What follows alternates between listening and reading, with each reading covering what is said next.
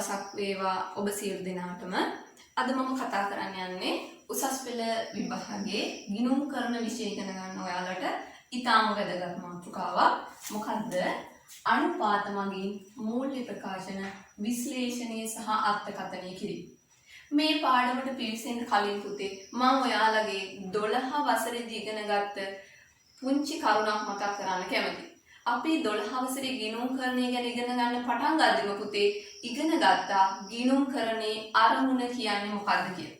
මොකද්ද පුතේ ගිණුම්කරණේ අරමුණ කියන්නේ? ගිණුම්කරණේ අරමුණ කියන්නේ ගිණුම්කරන ඒකකයේ පිළිබඳ උනන්දුවක් දක්වන පාර්ශවයන්ට තීරණ ගැනීම සඳහා අවශ්‍ය වන්නා වූ ආර්ථික තොරතුරු sannivedanaya කිරීමයි. මොකද්ද ගිණුම්කරණේ අරමුණ?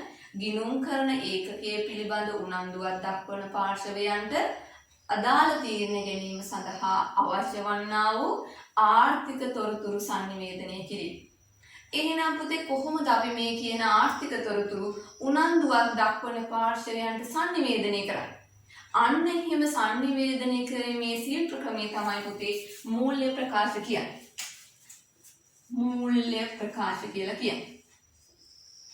අපි මෙන්න මේ මූල්‍ය ප්‍රකාශ තුලින් පුතේ උනන්දුවක් දක්වන ඇල්මක් දක්වන පාර්ශවයන්ට තීරණ ගන්න ඕන කරන ආර්ථික තොරතුරු sannivedanaya කරනවා. එහෙනම් පුතේ ඔයාලා මේ වෙද්දී ඒක පුද්ගල ව්‍යාපාරයක අවසාන ගිණුම් හදලා ඇති. ඒ වගේම හවුල් ව්‍යාපාරයක අවසාන ගිණුම් හදලා ඇති. එහෙමත් නැත්නම් සීමා සහිත සමාගමක ප්‍රසිද්ධ කිරීම සඳහා හදන මූල්‍ය ප්‍රකාශන කට්ටලෙම හදලා ඇති. අපි සීමා සහිත සමාගමක මූල්‍ය ප්‍රකාශන කට්ටලය ගැන බලමුකෝ. මොනවද හදන්නේ? විස්තීර්ණ ආදායම් ප්‍රකාශය හදන.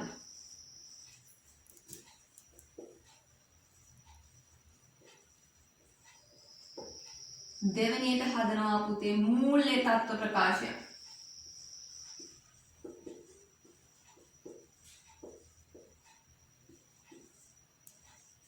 හිමිකම් වෙනස් වීමේ ප්‍රකාශය.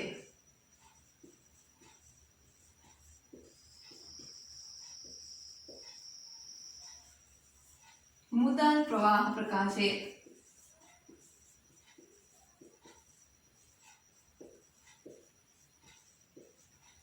ප්‍රතිපත්ති සහ සටහන්.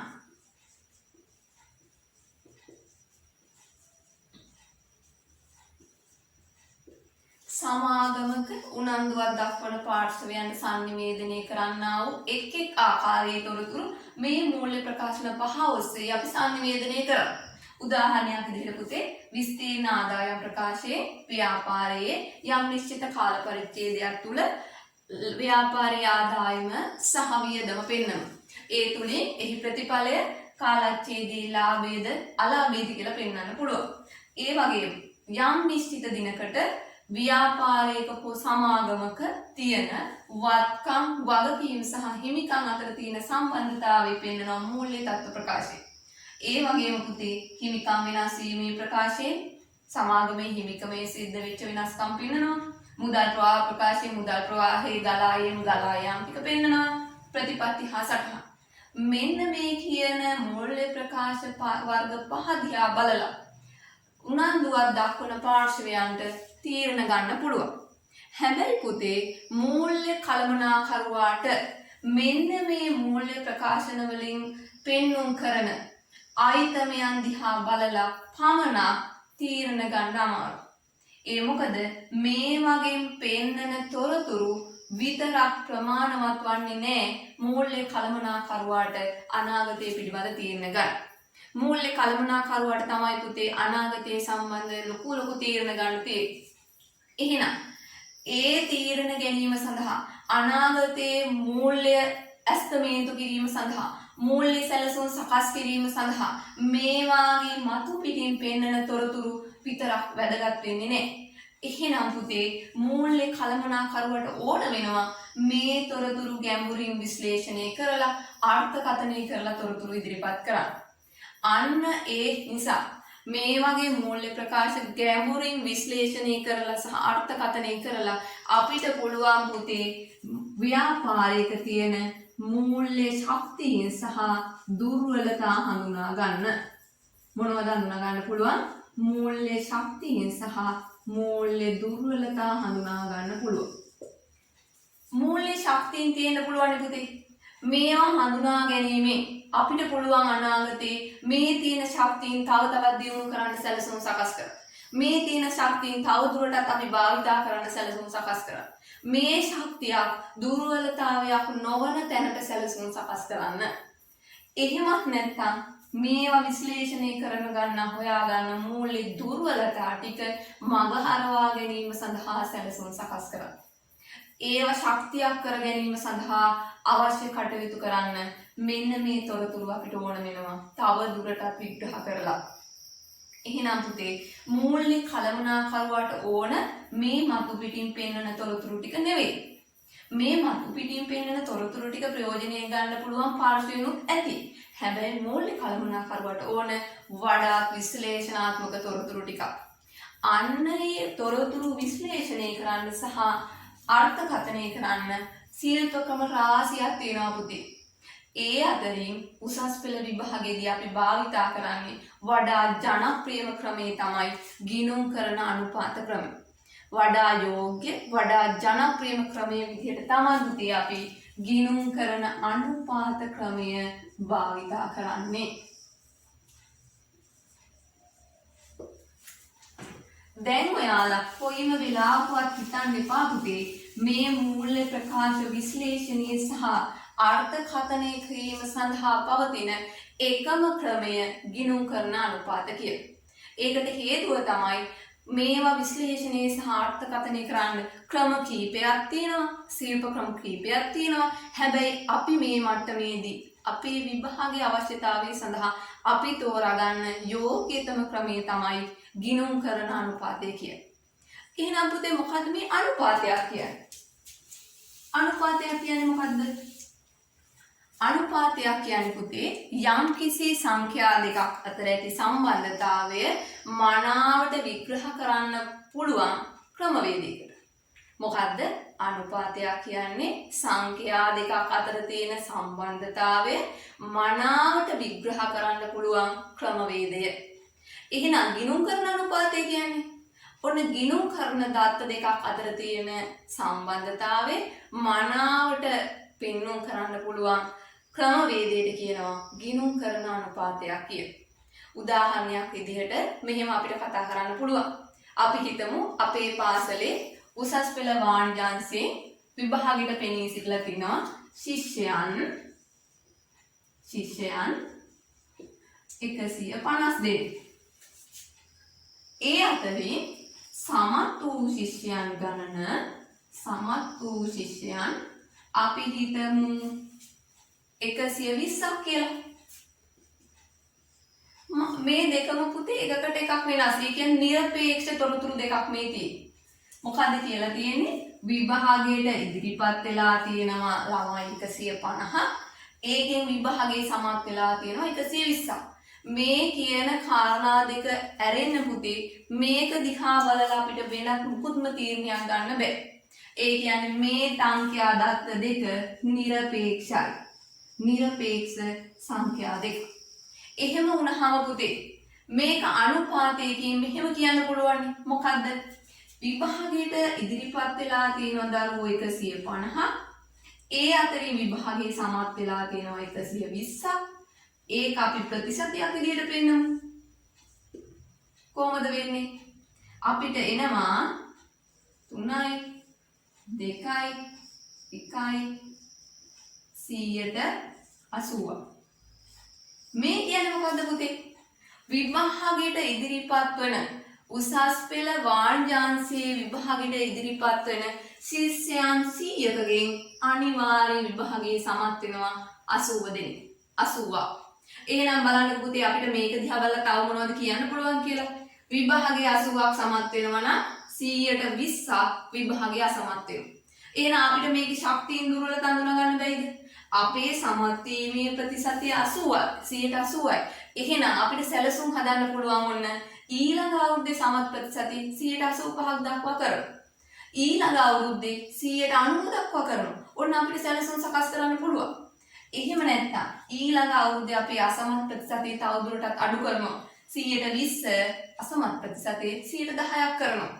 තව දුරටත් සම්පත්දායක යොදවලා තව දුරටත් සම්පත් යොදවලා අපිට පුළුවන් මේ අසමත් ප්‍රතිශතය අඩු කරන්න. ඔන්න අපිට මූල්‍ය සැලසුම් සකස් කරන්න පුළුවන්. සමාන මේකේ පාසලේ නම් අදාළ සැලසුම් සකස් කරන්න පුළුවන්. දැන් පේනවනේ ඔයාලට මේ දත්ත දෙක විතරක් තියෙද්දි පුතේ අපිට නිරපේක්ෂයි අදහසක් ඉදිරිපත් කරන්න බෑ. අපි දන්නේ අපිට කියන්න පුළුවන් ඉන්නේ ළමයි 150ක් විභාගෙට ගියා 120ක් සමත් කියලා විතර. හැබැයි මේක කියද්දි ඒ පාසලේ වාණිජ විෂය ගන්න ශිෂ්‍යයන්ගේ 80%ක් විභාගේ සමත් වෙනවා. එතකොට අපිට අනිත් පැත්තෙන් 20%ක් විභාගය අසමත් වෙනවා. ඔන්න සැලසුම් හදන්න පුළුවන්. මෙන්න මේ ආකාරයට තමයි පුතේ මූල්‍ය ප්‍රකාශන විශ්ලේෂණය කරන්න පුළුවන්. එහෙනම් ගිණුම්කරණයේ තියෙන දත්ත දෙකක් අතර සම්බන්ධතාවය ගිණුම්කරණයේ තියෙන දත්ත දෙකක් අතර සම්බන්ධතාවය ගණිතමය ස්වරූපයකින් ඉදිරිපත් කරන එක තමයි පුතේ ගිණුම්කරණ අනුපාතය කියන්නේ. මම හිතනවා ඔයාලට මේ කියපු දේ තේරෙන්නේ නැති කියලා. හරි. තව එකක්. දැන් මේ ගිණුම්කරණ අනුපාත පුතේ අපිට ඉදිරිපත් කරන්න පුළුවන් ආකාර කීපයකට. මම මෙහෙම කියනවා. මම අර කලින් ගත්ත උදාහරණෙම හිතන්නකෝ. ඒකේ මම කිව්වා විභාගෙට පෙනී සිටියේ ළමයි 150යි. ඒකෙන් සමත් ප්‍රතිශතය 120යි. මම ප්‍රතිශතයක් හැදුවා පුතේ කීයද 80ක් කියලා. ඔන්න අනුපාතය. මට තව විදිහකින් කියන්න පුළුවන් 80ක් පුතේ මේ විභාගේ සමත් වෙනවා කියලා. තවත් විදිහකින් මට කියන්න පුළුවන් 100ක් ලියුවොත් 80ක් සමත් වෙනවා. ඔය ආකාරයේ එක විදිහට අපිට කියන්න පුළුවන්. එහෙනම් පුතේ ගිණුම් කරන අනුපාතය ඉදිරිපත් කරන්න පුළුවන් මෙන්න මේ ආකාර විදිහට. එකක් තමයි ප්‍රතිශතයක් ලෙසට.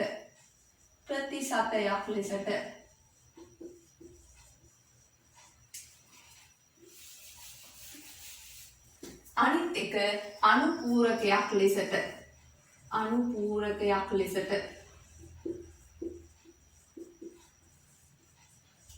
ආයි පුතේ පුළුවන් අපිට භාග සංඛ්‍යාවක් විදිහට. ඊළඟට තව අපිට පුළුවන් පූර්ණ සංඛ්‍යාවක් විදිහට.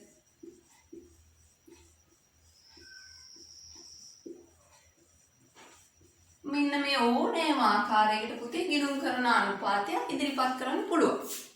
ඒකේ කොතනකවත් මේ අනුපාතය ඉදිරිපත් කරන්න ඕන මෙන්න මේ විදිහට කියලා හතරෙන් එකක්වත් අනිවාර්ය කරලා නැහැ. තේරුණානේ මම කියන එක? දැන් අපි අර කලින් කියපු උදාහරණෙම කිව්වා 180ක් විභාගේ සමත් වෙනවා. ඔන්න 180. ප්‍රතිශතයක් විදිහට. අනුපූරකයක් විදිහට කිව්වොත් 190. එහෙම නැත්නම් භාග සංඛ්‍යාවක් විදිහට කිව්වොත් 180. ඔන්න ඔය විදිහට අපිට පුළුවන් මෙන්න මේ අනුපාතය ගිණුම් කරන අනුපාතය ඉදිරිපත් කරන්න. මේව ඉදිරිපත් කරන ගිණුම් කරන අනුපාතයේ වැදගත්කම මොකද පුතේ? අපි මේකම උදාහරණයක් හිතමුකෝ පුතේ. 180ක් විභාගේ සමත් වෙනවා නම් අපිට බලන්න පුළුවන් මේක අපේ පාසලේ දියුණුවක්ද? අපිට එතකොට පුළුවන් කලින් වසරේ විභාග ප්‍රතිඵලත් එක්ක බලන්න. කලින් වසරේ විභාග ප්‍රතිඵල 175යි නම් ඔන්න අපේ මේ සැරේ විභාග ප්‍රතිඵල හොඳයි. එහෙනම් අපේ වර්ධනයක් වෙනු කරනවා අපිට සැලසුමක් හදන්න පුළුවන් ඊළඟ අවුරුද්දේ තව කීයක් හරි වැඩි වෙන්න. ඔන්න ඒ කියන්නේ අපිට මේ ගිණුම් කරන අනුපාත වලින් පුළුවන් පුතේ පහුගිය වර්ෂයේ ආයතනයේ තියෙන තොරතුරුත් එක්ක සංසන්දනය කරලා ව්‍යාපාරයේ තියෙන තැන මැනගන්න. එහෙම නැත්නම් දැනට ව්‍යාපාරයේ තියෙන්නේ කොහොමද කියලා මේකේ නම් දැනට පාසලේ ශිෂ්‍යයන් සමත් වන්නේ කොහොමද කියලා හොයා ගන්න පුළුවන්. ඒත් එක්ක මේ පාසලේ 80යි නම් ඒහා සමාන එහා පාසලේ ළමයි කී දෙනෙක් පාස් වෙනවද? අපි ව්‍යාපාරයේ පැත්තෙන් ගත්තොත් මේ ව්‍යාපාරයේ ප්‍රතිඵලය මෙච්චරයි නම් මේහා සමානව තරඟ කරන අනිත් ව්‍යාපාරයේ ප්‍රතිඵලය කොච්චරද කියලා සමාන ආයතනයත් එක්ක සංසන්දනයක් කරන්න පුළුවන්. එහෙනම් ඔයාලට තේරෙනවා ඇති අනුපාත භාවිතා කිරීම නිසා අපිට ව්‍යාපාරයේ වර්තමාන තත්ත්වය පිළිබඳ අවබෝධයක් ගන්න පුළුවන්. ඒ වගේම පසුගිය ව්‍යාපාරයේ තොරතුරුත් එක්ක බලලා අතීත තොරතුරුත් සමග අපිට සංසන්දනය කරන්න පුළුවන්. ඒ විදිහටම පුතේ සමාන ව්‍යාපාර තරගකාරී සමාන ව්‍යාපාරත් එක්ක බලද්දි තමන් ඉන්නේ කොතනද කියලා මැනගන්න පුළුවන්. ඔයාලට පැහැදිලි වෙන්න ඇති. හරි පුතේ. එහෙනම් දැන් අපි අපිට ඕන ගිණුම් කරන අනුපාත පාඩුවට යමු.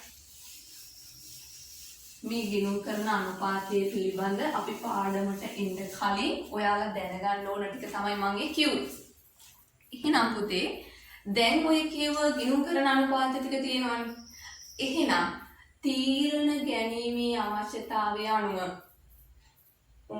මේ කළමනාකරුවන්ට තීරණ ගැනීමේ අවශ්‍යතාවයට අනුව ගිණුම් කරන අනුපාත පුතේ වර්ග කරන්න පුළුවන් ක්‍රම 5කට.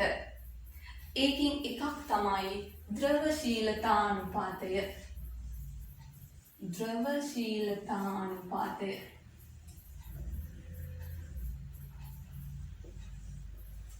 දෙවෙනි එක තෝලන අනුපාතය. වචනය ටිකක් ඔයාලට අලුත් ඇති. තෝලන අනුපාතය.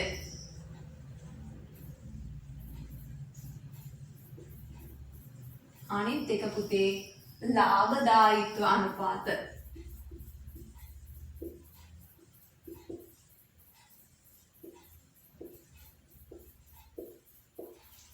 අනිත් එක ක්‍රියාකාරී අනුපාත. අනිත් එක තමයි පුතේ ආයෝජකයින්ගේ අනුපාත.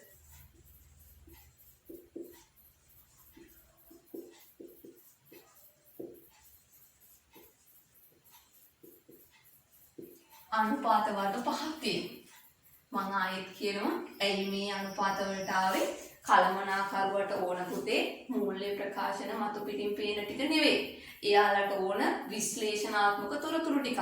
අන්නේ විශ්ලේෂණාත්මක තොරතුරු ටික ඉදිරිපත් කරන්න අපි මේ මට්ටමේදී යෝග්‍යම ක්‍රමයේ විදිහට භාවිත කරන්න පුතේ ගිණුම් කරන අනුපාතය. අන්න එහෙම තෝරාගත්ත ගිණුම් කරන අනුපාත අපි විශේෂ ක්ෂේත්‍ර 5ක් ඔස්සේ අනුපාත 5ක් කතා කරනවා. ඒකේ පළවෙනි එක තමයි පුතේ ද්‍රවශීලතානුපාත.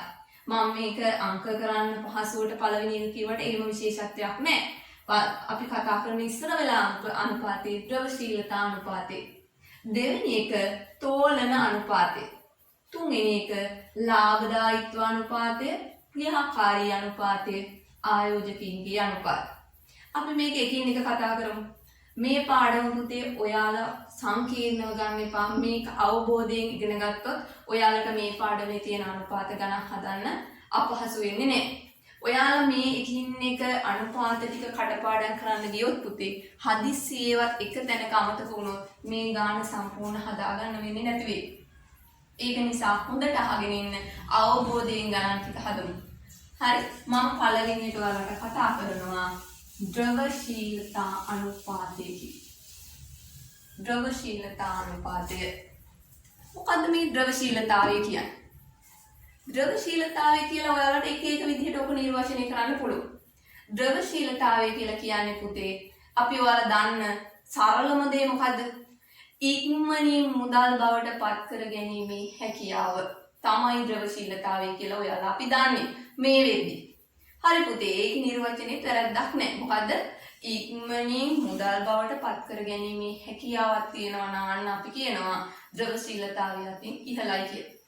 එහෙම නැත්නම් පුතේ අපි මේ පාඩමේදී කියනවා ද්‍රවශීලතාවය කියන්නේ ව්‍යාපාරයේ කෙටි කාලීන වගකීම් පියවීමට කෙටි කාලීන වත්කම් වලට ඇති හැකියාව කියලා. මොකද්ද කියන්නේ? ව්‍යාපාරයකට කෙටි කාලීන බැඳීම් පියවන්න. මොනවද කෙටි කාලීන බැඳීම් කියන්නේ? අන්න ජංගම වගකීම් කියන කොටස. ජංගම වගකීම් පියවීමට ජංගම වත්කම් වලට තියෙන හැකියාවට කියනවා පුතේ ද්‍රවශීලතාවය කියලා. අන්නේ හැකියාව මනින අනුපාත ටික ද්‍රවශීලතානුපාතය කියලා. එහෙමත් නැත්නම් පුතේ අපිට මෙහෙම කියන්න පුළුවන්. ද්‍රවශීලතාවයේ අනුපාතයමයි ව්‍යාපාරයක කෙටි කාලීන නුගුණවත් භාවය කියලා. වචනේ ටිකක් බරපතලයි වගේ තේරෙනවා ඇති. කොහොම වුණත් ඔයාලා මෙහෙම තේරුම් ගන්නකො. මොකද්ද? ජංගම වගකීම් පියවන්න ව්‍යාපාරයේ ජංගම වත්කම් වලට ඇති හැකියාව තමයි මේකෙන්මයි. මෙහෙම ද්‍රවශීලතානුපාතයේ මයින අනුපාත වර්ග දෙකක් තියෙනවා පුතේ. එකක් තමයි ජංගම අනුපාතය.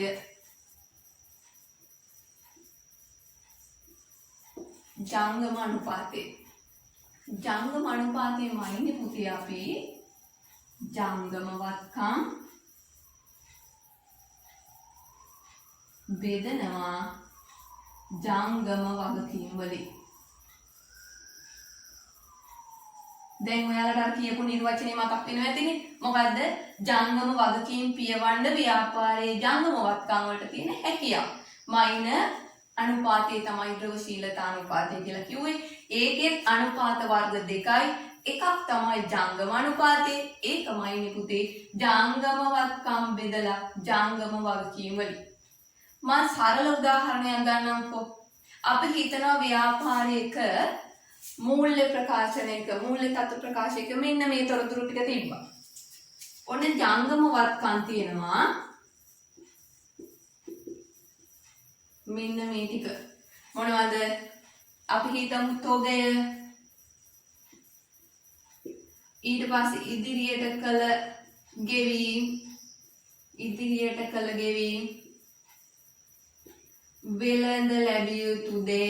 වෙළඳ ලැබිය යුතු දේ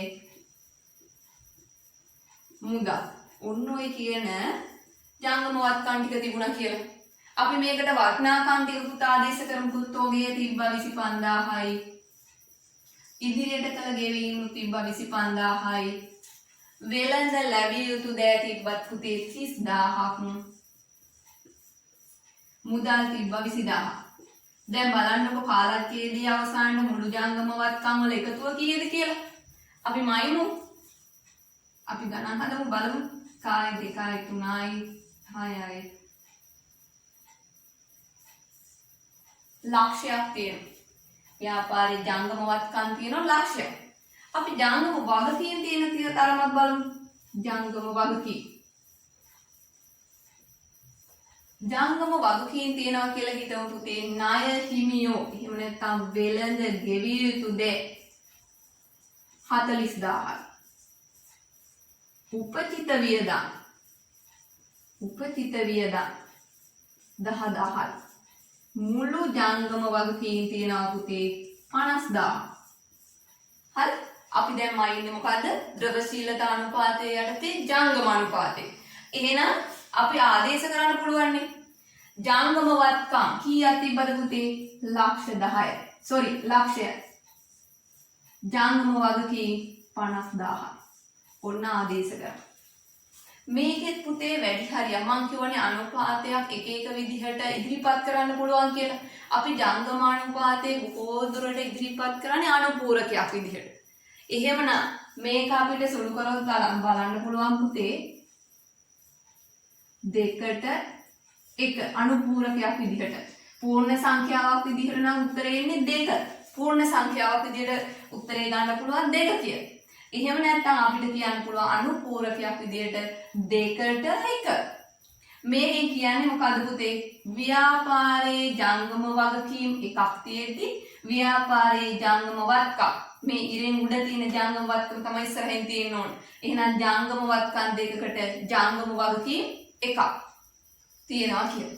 දැන් මෙහෙම හිතන්නකො මොකද්ද මේකෙන් අපිට ගන්න පුළුවන් තීරණය? ව්‍යාපාරයේ ජංගම වගකීමක් කියන්නේ කෙටි කාලීන බැඳීමක් නේ. අන්න ඔය කෙටි කාලීන බැඳීම් එකක්. අපි ආදේශ කරමු මේක රුපියලක් කියලා එනවා.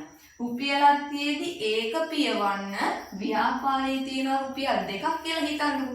හදිස්සියවත් මේ ණය පියවන්න උනා නම් ව්‍යාපාරයේ ණය ටික පියවලා රුපියලකින් තව රුපියලක් ඉතුරු වෙයි.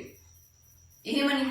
දැන් මේක මම රුපියලක් කිව්වේ උදාහරණයක් විදිහට. දැන් තියෙන ජංගම වත්කම් වලින් ජංගම වගකීම් පියවුවම පුතේ හරියටම තව එවැනිම කොටසක් ඉතුරු වෙනවා ව්‍යාපාරය කරගෙන යාම සඳහා. දැන් ඔයාලා හිතන්න මෙතන ජංගම වත්කම් එකයි ජංගම වගකීම් එකක් තිබ්බා කියලා. එහෙනම් වගකීම් පියවන්න උනා නම් අර තියෙන වත්කම් ටිකෙන් වගකීම් ටික පිරුවෙන් පස්සේ ව්‍යාපාරයේ එදිනෙදා කරගෙන යන්න වත්කම් ඉතුරු වෙන්නේ නැහැ. ඔන්න ව්‍යාපාරේ බංකොලොත් වෙන්න පුළුවන්. පැහැදිලිනේ. දැන් මෙන්න මේ කියන தത്വයට පුතේ වගකීම් ටිකක් පියවලා ව්‍යාපාරේ කරගෙන යන්න පුළුවන්. අපිට හිතන්න පුළුවන් අන්න මේකේ හොඳ ද්‍රවශීලතා මට්ටමක් තියෙනවා කියලා. පැහැදිලිද? අපිට සාමාන්‍යයෙන් අපි ගණනය කරද්දී ව්‍යාපාරික ද්‍රවශීලතා අනුපාතය යටතේ ජංගම අනුපාතය අපි කියන්නේ පුතේ සාමාන්‍යයෙන් තියෙන උන දෙකට එක මට්ටමේ කියලා. ඒකට හේතුව තමයි වගකීම් පියවලා තව කරගෙන යන්න පුළුවන්. එහෙම කියලා වත්කම් ගොඩාක් තියෙන තැන වගකීම් අඩු වෙනවා. ජංගම වත්කම් 10ට එක. අන්න ඒකට යන්නේ නැහැ. මේක සාපේක්ෂව යන්න තියෙන්න ඕන මට්ටම තමයි 2:1. කියන්නේ වගකීම් එකක් පියවන්න වත්කම් දෙකක් තිබ්බනම් ප්‍රමාණවත් කියලා. පැහැදිලිද? හරි. එහෙනම් පුතේ අපි ඊළඟ අනුපාතය තමයි ශනික අනුපාතය. මම මේ කොටස මකන්න නැතුව ඔයාලට ශනික අනුපාතය පැහැදිලි කරන්නම්කෝ. ශනික අනුපාතය කියන්නේ පුතේ මෙන්න මෙතන තියෙනවානේ ජංගම වත්කම් වලින් ඉක්මනින්ම මුදල් කරගන්න බැරි ඒවා. මොනවද තියෙන්නේ? මෙතන තියෙනවා තොගය. තොගය තියෙනවා පුතේ 25000. මේ තොගය 25000. අපි නිකන් හිතන්නකො මෙන්න මේ පවතින අද පවතින තත්ත්වය ගැන හිතන්නකො. ගෙදර තොගයක් තියෙනවා 25000. අපිට ඉක්මනට මුදල් කරගන්න ඕන. පුළුවන් වේද අපිට? අපි මේ තොගය විකුණන්න කෙනෙකුට හොයන්න ඕන. එයා මුදල් ගෙනත් දෙනවද දන්නේ? එයා ඒව ගන්න කැමති වෙයිද දන්නේ? කැමති කෙනෙක්ම හොයාගෙන ඉන්න ඕන. ඔන්න අපේ තියෙන හදිසියට මේ තොගය මුදල් කරගන්න පුළුවන්ද? බැ. එහෙනම් මෙන්න මේ තොගයේ පුතේ ද්‍රවශීලතාවය අඩුවත්කම. ඒ වගේමයි පුතේ ඉදිරියට කළ ගෙවීම. ඉදිරියට කළ ගෙවීම කියන්නේ පුතේ අපි හිතන්නකො මෙහෙම. අපි ඊළඟ මාසේ ලයිට් බිලත් එක්ක මේ මාසේ ගෙවුවා. අපේ වත්කමක් කියලා අපි පෙන්නනවානේ මූලික තත්ත්ව ප්‍රකාශයේ. හැබැයි පුතේ ඊළඟ මාසේ එන්න කලින් අපි විදුලි බල මණ්ඩලයට ගිහිල්ලා ඊළඟ මාසේ සල්ලි ටික ඉල්ලුවොත් අපි වැඩිපුර ගෙවුවා ඊළඟ මාසෙටත් එක්ක අන්නේ සල්ලි ටික අපිට දෙන්න කියලා දෙයිද? අපිට දෙන්නේ නැහැ. අපිට සල්ලි කරගන්න පුළුවන්ද? මුදල් කරගන්න පුළුවන්ද? බැ. ඒ වෙනුවට අපිට ඊළඟ මාසේ විදුලිය පාවිච්චි කරන්න පුළුවන්. හැබැයි මුදල් ආපහු ගන්න බැ. එහෙනම් ඔයාලට තේරෙන්නේ නැති මෙන්න මේ ජංගම වත්කම් ගොඩේ තියෙන ඉක්මනින් මුදල් බවට පත් කරගන්න බැරි අයිතමයන් දෙකක්. කවුද ඉන්නේ? තොගේ සහ ඉදිරියට කළ ගෙවීම. ඒ දෙන්න මේවා අපි හිතනවා වෙළඳ ලැබිය යුතු දෑ ඉල්ලපු ගමන් සල්ලි ගන්න පුළුවන්. මුදල් ද්‍රව්‍යශීලතාවය 100%. මේ දෙකේ ගැටලුවක් නැහැ. මෙන්න මේ දෙන්න පුතේ අයින් කරපුවාම ජංගම වත්කම් වලින් අන්න ඒකට කියනවා ශනික වත්කම් කියලා. හරිද? එහෙනම් මම මේක දැන් අයින් කරනවා. ඔයාලා දැන් ඕනේ එක අනුපාතයක් දානවා. ඊළඟ එක අපි කිව්වේ ශනික අනුපාතය කියලා.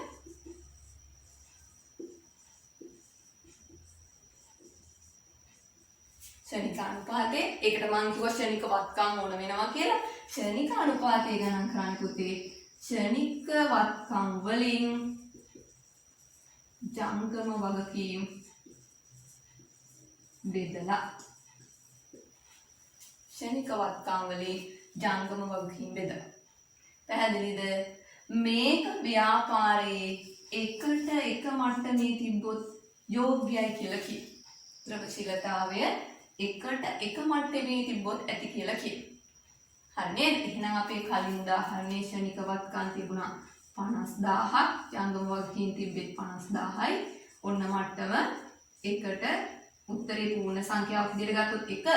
හැබැයි මේ අනුපාත දෙක මම කිව්වා භාවිතා කරන්නේ වැඩි හරියක්ම අනුපූරකයක් විදිහට. එහෙනම් අපි උත්තරයට එකට එක කියලා ලියන්න පුළුවන්. දැන් තේරුණාද? අපි ගිණුම් කරන අනුපාත වලින් පුතේ එක අනුපාතයක් දැන් කතා කරා. මොකද්ද? ද්‍රවශීලතා අනුපාත. ඒකෙන් අපි කතා කරේ මොකද්ද? ව්‍යාපාරයක කෙටි කාලීන නුඹුන්වත් භාවය. එහෙමත් නැත්නම් ව්‍යාපාරයේ ජංගම වගකීම් පියවන්න ජංගම වත්කම් වලට තියෙන හැකියාව තමයි ගණනය කරේ. එහෙම ගණනය කරන්න අපි අනුපාත දෙකක් ද්‍රවශීලතා අනුපාතය යටතේ කතා කරා. එකක් තමයි ජංගම අනුපාතය. අපි කොහොමද පුතේ ඒක කියුවේ? ජංගම වත්කම් ජංගම වගකීම් වලින් බෙදලා. අපි කිව්වා සාමාන්‍ය ව්‍යාපාරයට ඔය අනුපාතය දෙකට එක මට්ටමේ තිබුණොත් ඇති කියලා. ප්‍රමාණවත් කියලා. හරි. ඊළඟට ශනික අනුපාතය අන්න අර කියනා වූ ජංගම වත්කම් උඩේ තිබ්බ ඉක්මනින් මුදල් බවට පත් කරගන්න බැරි. මොනවද වත්කම් දෙක තිබ්බ ඉක්මනින් මුදල් බවට පත් කරගන්න බැරි? තොගේ සහ ඉදිරියට කළ ගෙවීම්. අන්න ඒ දෙන්න අයින් කරලා ඉතිරි වත්කම් වලට අපි 아무තු නමක් කිව්වා ශනික වත්කම් කියලා. අන්න ශනික වත්කම් ජංගම වගකීම් වලින් බෙදලා අපි හොයාගත්තා ශනික අනුපාතය. ඒක ප්‍රශස්තයි කිව්වා 1:1 මට්ටමේ තිබ්බම. හරි නේද පුතේ? එහෙනම් ඔයාලට අපේ අනුපාත පහෙන් පළවෙනි අනුපාතයේ ගැටලුවක් නැතුව තේරෙන්නේ නැති කියලා මම හිතනවා. හරි. අපි ඊළඟ අනුපාතයටත් යයි. මොකද්ද මම කියුවේ ඊළඟ අනුපාතේ? තෝලන අනුපාතය. වචනේ චුට්ටක් විතර අලුත් ඇති ඔයාලට. තෝලන අනුපාතය. දැන් අපි ද්‍රවශීලතානුපාතයෙන් යන්නේ පුතේ කෙටි කාලීන නුඹුන්වත් භාවයනේ. ඒ වගේම ව්‍යාපාර ආයතනයකට ඕන පුතේ දිගු කාලීන නුඹුන්වත් භාවයක් මැනගන්න. දැන් දිගු කාලීන නුඹුන්වත් භාවය කියන්නේ මොකද්ද? අපි හිතමු ව්‍යාපාරික හැදෙනවනේ පුතේ ප්‍රාග්ධන ව්‍යුහයක්. ප්‍රාග්ධන ව්‍යුහයක්. ව්‍යාපාරයට හැදෙන ප්‍රාග්ධන ව්‍යුහය අපි කොටස් දෙකකට හදා ගන්න පුළුවන්. මෙන්න මේ විදිහට.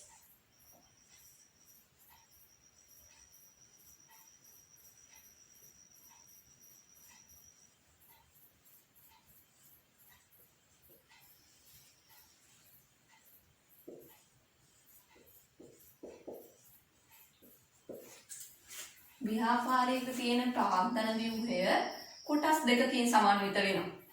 එකක් තමයි ස්කන්ධ ප්‍රාග්ධනය. එහෙම නැත්නම් හිමිකම් ප්‍රාග්ධනය. එහෙම නැත්නම් අයිතිකාරයාගේ අයිතිය. සමාගමක වගේ නම් සාමාන්‍ය කොටස් කරුවන්ගේ අයිතිය ඔන්න ස්කන්ධ ප්‍රාග්ධනයට එනවා. ඊළඟට ණය ප්‍රාග්ධන. අපි දිගු කාලීන ණය අරගෙන පුතේ අපේ ප්‍රාග්ධන ව්‍යුහය හදා ගන්නවානේ. අන්න එහෙනම් අපේ ව්‍යාපාරී ප්‍රාග්ධන ව්‍යුහය හැදෙනවා ස්කන්ධ ප්‍රාග්ධනයෙන් සහ ණය ප්‍රාග්ධනය එකතු වෙලා. මේ දෙන්නටම පුතේ පිරිවැයක් තියෙනවා. ණය ප්‍රාග්ධනයටත් පිරිවැයක් තියෙනවා. ස්කන්ධ ප්‍රාග්ධනයටත් පිරිවැයක් තියෙනවා. මොකද්ද ඔය පිරිවැය කතාව? අපි හිතමුකෝ ස්කන්ධ ප්‍රාග්ධනය රැස් කරගත්තා කියලා. අපේ ව්‍යාපාරී ප්‍රාග්ධන අවශ්‍යතාව වෙනුවෙන් අපි ගත්තේ ස්කන්ධ ප්‍රාග්ධනය විතරයි.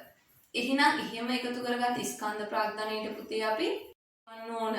ඔයාලට මතක ඇති ඔයාලා මේ වෙද්දි දන්නවා ඇති අපි සීමා සහිත සමාගමක කොටස්කාරයන්ගේ යදවපු සල්ලි වෙනුවෙන් අපි යාලට ලාභාංශ ගෙවන්න ඕන. එහෙනම් මේ ලාභාංශ ගෙවන එක පිරිවැය. පැහැදිලිද? එහෙනම් ස්කන්ධ ප්‍රාග්ධනයේ පිරිවැය විදිහට දකින්නේ අපි ලාභාංශ. එහෙනම් ණය ප්‍රාග්ධනයේ පිරිවැය පුතේ අපි බැංකුවකින් ණයක් ගත්තා කියන්නකො. අපි ණය ගෙවනකන් ඒකට ගෙවන්න ඕන පොලියක්. පොලිය අපේ ව්‍යාපාරයේ ආදායම් තිබුණා නැත අනිශ්චිත දිනට අනිවාර්යයෙන්ම ගෙවන්න ඕන. එහෙනම් පොලියක් පිරිවැයක් වෙන්න පුළුවන්. ණය ප්‍රාග්ධනයේ පිරිවැය. පැහැදිලිද? එහෙනම් මේ දෙකෙන්ම පිරිවැයක් දරන්න වෙනවා. කිසියම් ව්‍යාපාරයක හොඳට අහගන්න පුතේ.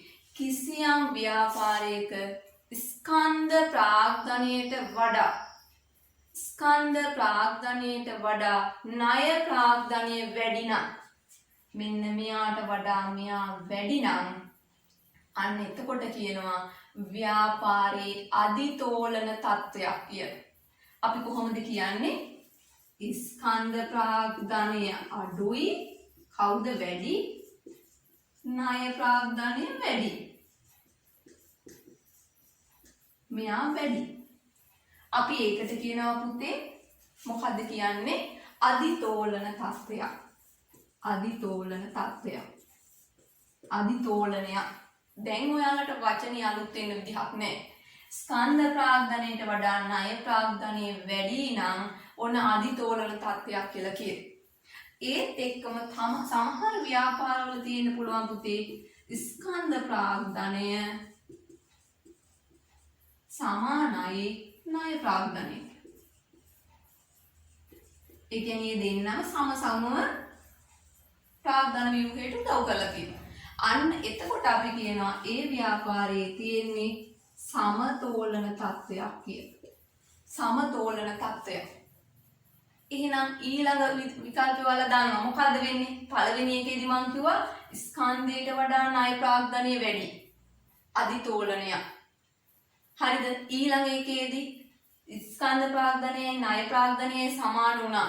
සමතෝලන තත්ත්වයක්. ඊළඟ එකේදී පුතේ ස්කන්ධ ප්‍රාග්ධනය වැඩි වෙලා ණය ප්‍රාග්ධනය අඩු වෙනවා. මෙන්න මෙහෙම.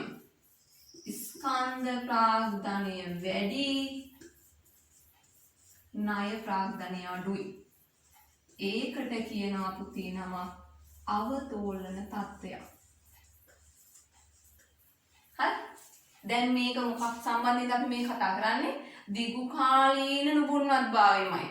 අපි කෙටි කාලීන එක ද්‍රවශීලතා අනුපාතයෙන් මැන්නනේ. දැන්ම ඉන්නේ දිගු කාලීන නුපුරුණත් භාවය. එහෙමම ඉන්න පුතේ අපිට ව්‍යාපාරයේ ප්‍රාග්ධන ව්‍යුහය පිළිබඳ දල අදහසක් ගන්න ඕන. ප්‍රාග්ධන ව්‍යුහය හැදෙන්නේ පුතේ ස්කන්ධ ප්‍රාග්ධනයයි ණය ප්‍රාග්ධනයයි දෙන්න එකතු වෙනවා. මේ දෙන්නටම පිරිවැයක් තියෙනවා. ඒකෙදි ස්කන්ධ ප්‍රාග්ධනයට වඩා ණය ප්‍රාග්ධනය වැඩි නම් අධිතෝලන, මේ දෙන්න සමානයි නම් සමතෝලන තත්ත්වයක්, මෙයාට වඩා මෙයා වැඩි නම් අවතෝලන තත්ත්වයක් තියෙනවා කියලා කියනවා. හැබැයි පුතේ අපිට කියන්න බෑ ව්‍යාපාරයකට තියෙන්න හොඳ නැත්තේ අධිතෝලන තත්ත්වයක්, තියෙන්න ඕන අවතෝලන තත්ත්වයක්. එහෙම නැත්නම් සමතෝලන තත්ත්වයක් තිබුණොත් හොඳයි. එහෙම තීරණයකට එළඹෙන්න බෑ. ව්‍යාපාරයේ මේ වෙද්දියත් කරන තියෙන තැනත් එක බලලා තමයි පුතේ තීරණය කරගන්න ඕන. අපි හිතන්නකෝ මෙන්න මේ කාලච්ඡේදයේ හොඳ උදාහරණයක්. දැන් මේ යන්නේ කොරෝනා වසංගත කාලයක්. ව්‍යාපාර ගොඩාක් වෙලාවට අලාභ ලැබමින් යන්නේ අපිට විකුණුම් වෙන්නේ නැහැ. දැන් මේ වගේ වෙලාවට පුතේ අපිට හිතෙනවා ව්‍යාපාර ස්කන්ධ ප්‍රාග්ධනයම විතරක් තිබුණා නම් හොඳයි කියලා. ඒකට හේතුව තමයි ව්‍යාපාරයේ දිගින් දිගටම අලාභ ලබනවා. මේ ව්‍යාපාරයේ අලාභ ලබද්දී ගත්ත ණය සඳහා අනිවාර්යෙන් අපි පොලිය ගෙවන්න ඕන. හැබැයි ස්කන්ධ ප්‍රාග්ධනය යොදලා තිබ්බනම් අපිට ආදායම් නැහැ, අපිට ඒකින්ද ලාභාංශ ගන්න බෑ කියලා කියන්න පුළුවන්. අන්න ඒ වෙලාවට මේක අපිට දෝලණය වෙන්න පුළුවන්. හැබැයි මේකේ කිසිම ව්‍යාපාර පරිසරයේ හොඳයි නම්, ව්‍යාපාරයේ ගනුදෙනු කරුවා හොඳට ඉන්නව නම්, හරි ව්‍යාපාර ආර්ථිකයේ ශක්තිමත් නම් අපිට මේක වැඩි වුණා කියලා ගැටලුවක් නැහැ. ඇයි? ණය ප්‍රාග්ධනය වැඩි වුණාට ගෙවන්න ඕන පොලි ස්ථිරයි. හැබැයි ආදායම වැඩි වෙද්දී පුතේ ගෙවන්න ඕන ලාභාංශ ප්‍රමාණය වැඩි වෙනවා. අන්න ඒ වගේ වෙලාවට මේ தත්ත්වය හොඳයි කියලා කියන්න පුළුවන්. ඒක නිසා අපිට කලින් නිශ්චය කරන්න බෑ ව්‍යාපාරයකට තියෙන්න ඕන අධිතෝලන තත්ත්වයක්ද, සමතෝලන තත්ත්වයක්ද, අවතෝලන තත්ත්වයක්ද කියලා. අපිට ගණනය කරලා හදලා තියන්න පුළුවන්. හරිද? එහෙනම් ව්‍යාපාරයක දිගු කාලීන නුපුරුණත් භාවය, එහෙම නැත්නම් තෝලනය අපි ගණනය කරන්න අනුපාත වර්ග 3ක් කතා කරමු. ඒකින් එකක් තමයි පුතේ ණය අනුපාතය. එක ණය අනුපාතය. අපි ණය අනුපාතය කොහොමද ගණනය කරන්නේ? අපි බෙදනවා මේක, සමාවන්න මේක ලියනවා ණය ප්‍රාග්ධනය බෙදීම මුළු ප්‍රාග්ධනය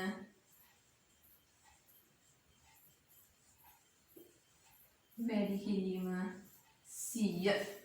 ණය ප්‍රාග්ධනය බෙදීම මුළු ප්‍රාග්ධනය වැඩි කිරීම 100. මුළු ප්‍රාග්ධනයට සාපේක්ෂව ණය ප්‍රාග්ධනය කොච්චරක් තියෙනවද කියලා බලන්න. ප්‍රතිශතයක් විදිහටයි පුතේ උත්තරේ ඉන්නේ. හැබැයි මේක මෙහෙම හිතන්න, මොකද්ද ණය ප්‍රාග්ධනය කියන්නේ? අපි ණය ප්‍රාග්ධනය කියලා ගන්න පුතේ අර දිගු කාලීන ණය ටික. අපි කතා කරේ ප්‍රාග්ධන ව්‍යුහයේ හැදෙන්න වර්ග ස්කන්ධ ප්‍රාග්ධනය ණය ප්‍රාග්ධනය දෙකක් එකතු වෙනවා කියලා. ණය ප්‍රාග්ධනය කියන්නේ දිගු කාලීන ණය. එහෙනම් මුළු ප්‍රාග්ධනය හැදෙන්නේ කොහොමද? මුළු ප්‍රාග්ධනයට පුතේ ස්කන්ධ ප්‍රාග්ධනයයි ණය ප්‍රාග්ධනයයි දෙකම එකතු වෙනවා. එහෙනම් ස්කන්ධ ප්‍රාග්ධනයේ තියෙනවා මෙන්න මේ දෙන්න. කවුද? සාමාන්‍ය කොටස් එනවා. ඒකට සංචිතත් එකතු වෙන්න ඕන. ඔයා ස්කන්ධ ප්‍රාග්ධනය. ඒකට පුතේ දීර්ඝකාලීන ණයත් එකතු වුනහම තමයි මුළු ප්‍රාග්ධනය හැදෙන්නේ.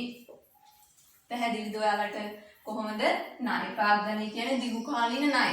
මුළු ප්‍රාග්ධනය හැදෙන්නේ සාමාන්‍ය කොටස් සංචිත සහ දීර්ඝකාලීන ණය ටික එකතු වෙලා. මේකේ උත්තරේ එන්නේ පුතේ අපි ගන්නෙ ප්‍රතිශතයක් විදිහට.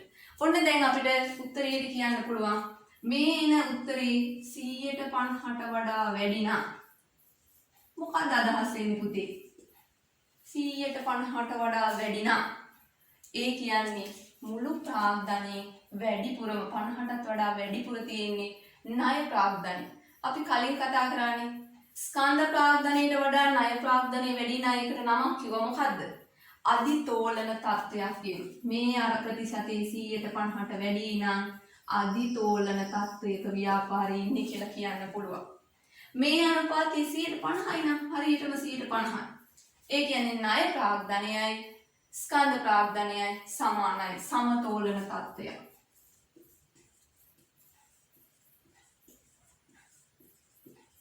එහෙනම් මේක 150කට වඩා අඩු නම් පුතේ අවතෝලන තත්ත්වයක් කියලා කියනවා. පැහැදිලිද? තේරෙන්නේ නැති නේද? ණය අනුපාතය ගණනය කරන්නේ ණය ප්‍රාග්ධනය බෙදන්න ඕන මුළු ප්‍රාග්ධනය. ඒක ප්‍රතිශතයක් විදිහට ගන්න ඕන හින්දා අපි මොකද කරන්නේ? 100ෙන් වැඩි කරනවා. එතකොට එන පිළිතුර පුතේ 150ට වැඩි වෙන්නත් පුළුවන් 150 මට්ටමේ තියෙන්නත් පුළුවන් 150ට අඩු වෙන්නත් පුළුවන්. 150ට වඩා වැඩි නම් අපි කියනවා උත්තරය අධිතෝලනය ව්‍යාපාරේ ණය ප්‍රාග්ධනය වැඩි. 50යි නම් සමතෝලනයේ 150ට අඩු නම් අවතෝලනයේ ස්කන්ධ ප්‍රාග්ධනය වැඩි කියලා. එතකොට අපිට ගන්න පුළුවන් මේකේ අධිතෝලන තත්ත්වයන් නම් මූල්‍ය අවදානමක් තියෙනවා. ණය ප්‍රමාණය වැඩිනේ. එහෙනම් අපිට මූල්‍ය අවදානමක් තියෙනවා කියලා හිතන්න පුළුවන්. එහෙම නැත්නම් අවතෝලන තත්ත්වයක් නම් ව්‍යාපාරයේ ශක්තිමත්ද? අවදානම අඩුයි කියලා හිතන්න පුළුවන්. හරි නේද? හරි. ඒක අනුපාතය. මොකද්ද? ණය අනුපාතය. දෙවෙනි එක පුතේ ණය හිමිකම් අනුපාතය. ඒකෙම දෙවෙනි එක පළවෙනි එක කතා කරා ණය අනුපාතය. දෙවෙනි එක ණය හිමිකම් අනුපාතය. ඔයාලට අනුපාතය ගැන හිතද්දිම පුතේ මේක ගණනය කරන්න ඇති හිතා ගන්න පුළුවන්. ණය හිමිකම් අනුපාතය කොහොම වෙන්නේද? කවුද ඕන වෙන්නේ? ණය ප්‍රාග්ධනයත් ඕන, හිමිකම් ප්‍රාග්ධනයත් ඕන. ණය ප්‍රාග්ධනය බෙදන්න හිමිකම් ප්‍රාග්ධනය.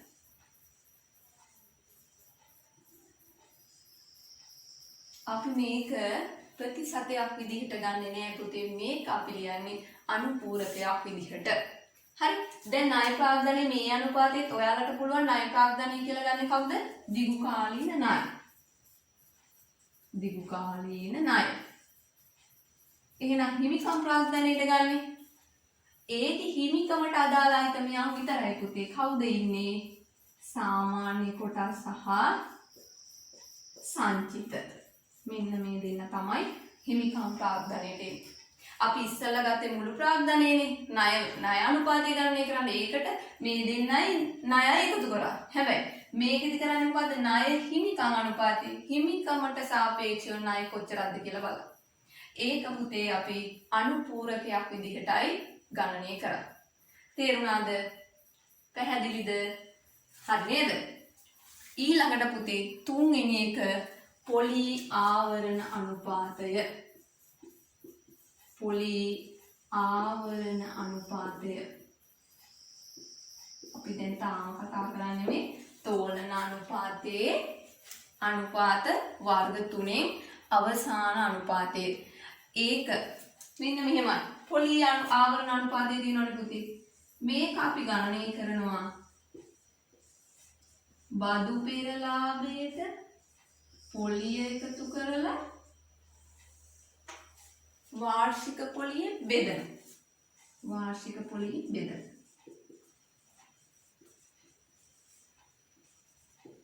මේකේ උත්තරේ එනවා පුතේ වාර ගානෙන්. පූර්ණ සංඛ්‍යාත්මක අගයක් ඉන්නේ අපි කියන වාර ගානෙන් තමයි එන්නේ කියලා. ඇයි පුතේ මේක මෙහෙම වෙන්නේ කියලා බලන්නකෝ. අපි චුට්ටක් හිතමු මේ අනුපාතය ඇයි මේ විදිහට හොයන සූත්‍රයක් ඇත්තේ කියලා. බදු පෙරලාභයේ ගණනය කරන්නේ අපිට ඔයාලට මතක ඇති විස්තීර්ණ ආදායම් ප්‍රකාශයේ පොඩ්ඩක් විතර ඒක මතක් කරන්න. ඔන්න විකුණුම් ආදායම විකුණුම් පිරිවැය අඩු කරා එන උත්තරයේද කිව්වා දල ලාභය. ඒකෙන් ප්‍රධාන වියදම් ශීර්ෂ 4ක් අපි අඩු කරා. මොනවද? පරිපාලන වියදම්, බෙදා හැරීමේ වියදම්, වෙනත් වියදම්, මූල්‍ය වියදම්. ඔන්න ඔය 4 දෙනාම අඩු කරෙන් පස්සේ එන උත්තරේට කිව්වේ පුතේ බදු පෙරලාභය කියලා. දැන් ඔය බදු පෙරලාභයේ ගණනය කරද්දී අර මූල්‍ය වියදම් කියන කොටස අපි අඩු කරානේ. ඒ මූල්‍ය වියදම් කොටස අස්සෙන් තියෙන පුතේ ඒ අවුරුද්දේ ණය සඳහා ගෙවපු පොලිය. එහෙනම් බදු පෙරලාභයේ ඇතුලේ මේ කියන පොලි වියදම අඩු වෙලානේ තියෙන. එක අවුරුද්දක පොලිය අඩු වෙලානේ පුතේ බදු පෙරලාභයේ තියෙන්නේ. එහෙනම් කාලච්ඡේදයේ ලාභය හොයා ගන්න අපිට පොලිය එකතු කරන්න වෙනවා. පැහැදිලිද? බදු පෙරලාභයේ ඇතුලේ අයින් වෙච්ච පොලි වාරිකය අපි ආයෙ එකතු කරමු. හරි? ඒකෙන් බෙදනවා පුතේ වාර්ෂික පොලිය. එතකොට අපිට එන උත්තරේ මෙන්න මේ වගේ අදහසක් ගන්න පුළුවන්. අපේ ආදායමෙන් අපිට පොලි වාර කීයක් ගෙවන්න පුළුවන්ද? එන උත්තරේ වැඩි වගේ නම් වාර ගණන වැඩි වගේ නම් අපිට හිතෙනවා අපිට නුඹුන්වත් බව දීර්ඝ කාලීනව ගැටලුවක් නැහැ. ඒ කියන්නේ අපි හොයන ආදායම අපේ ණයවල පොලිය ගැටලුවක් නැතුව ගෙවාගෙන යන්න පුළුවන්. ඕකේ වාර ගණන අඩු වෙද්දි පුතේ අපිට ගැටලුවක් තියෙනවා. අපි හොයන ආදායම අපේ පොලිය ගෙවා ගන්න බැරි වෙයිද කියලා. පැහැදිලිද? එහෙනම් එන වාර ගණන වැඩි වෙන්න අපිට දැනෙනවා සුරක්ෂිත හැඟීමක්. අපේ ණය සඳහා ගෙවන පොලිය ගැටලුවක් නැතුව අපේ ආදායමෙන් ගෙවාගෙන යන්න පුළුවන් කියලා. පැහැදිලිද? හරි. එතකොට පුතේ අද දවසේ මම දැනට අනුපාත දෙකක් කතා කරා. ගිණුම් කරන අනුපාත පාඩම යටතේ අනුපාත වර්ග දෙකක් කතා කරා. මොනවද අනුපාත වර්ග දෙක? ද්‍රවශීලතා අනුපාතයයි තෝලන අනුපාතයයි. එක ළඟම යන සම්බන්ධයක් තියෙනවා වගේ දැනෙනවා. මොකද ද්‍රවශීලතා අනුපාතයෙන්මයි ඉන්නේ කෙටි කාලීන නුඹුන්වත් භාවය. තෝලන අනුපාතයෙන් අපිමයි ඉන්නේ දිගු කාලීන නුඹුන්වත් භාවය. එතකොට ද්‍රවශීලතා අනුපාතයේ යටතේ අනුපාත වර්ග දෙකක් අපි කතා කරා. මොනවද? ජංගම අනුපාතයයි ක්ෂණික අනුපාතයයි. මතක ඇතිනේ ඔයාලට. අපි ජංගම අනුපාතයෙන් ගණනය කරේ ජංගම වත්කම් ජංගම වගකීම් වලින් බෙදලා. ක්ෂණික අනුපාතයේදී අර ජංගම වත්කම් වල තිබ්බ ද්‍රවශීලතාවේ අඩු තොගේ සහ ඉදිරියට කළ වියදම් කියන දේ අයින් කරලා ක්ෂණික වත්කම් හොයාගත්තා. ඔන්න ඔය ක්ෂණික වත්කම් ජංගම වගකීම් වලින් බෙදලා ක්ෂණික අනුපාතය හොයාගත්තා. ඒ අනුපාත දෙකෙන් අපි ගණනය කළේ කෙටි කාලීන නුඹුන්වත් බව. ඊට පස්සේ අපි දෙවැනියට කතා කරා තෝලන අනුපාතය. ඒ යටතේ අනුපාත වර්ග තුනක් කතා කරා. ණය අනුපාතයයි, ණය හිමිකම් අනුපාතයයි, පොලි ආවරණ අනුපාතයයි. ණය අනුපාතය අපි ගණනය කරා දිගු කාලීන ණය මුළු ප්‍රාග්ධනයෙන් බෙදලා 100න් වැඩි කරා. හරි. ඊළඟට ණය හිමිකම් අනුපාතයට ණය ප්‍රාග්ධනය හිමිකම් ප්‍රාග්ධනයෙන් බෙදලා උත්තරයක් ගත්තා. පොලි ආවරණ අනුපාතයට පුතේ බදු පෙරලාභයට පොලි එකතු කරලා වාර්ෂික පොලියෙන් බෙදුවා. මට හිතෙනවා පුතේ ඔයාලට මේ අනුපාත දෙක පිළිබඳ දැන් ගැටලුවක් නැතුව ඇති. මේ සම්බන්ධ ඔයාලට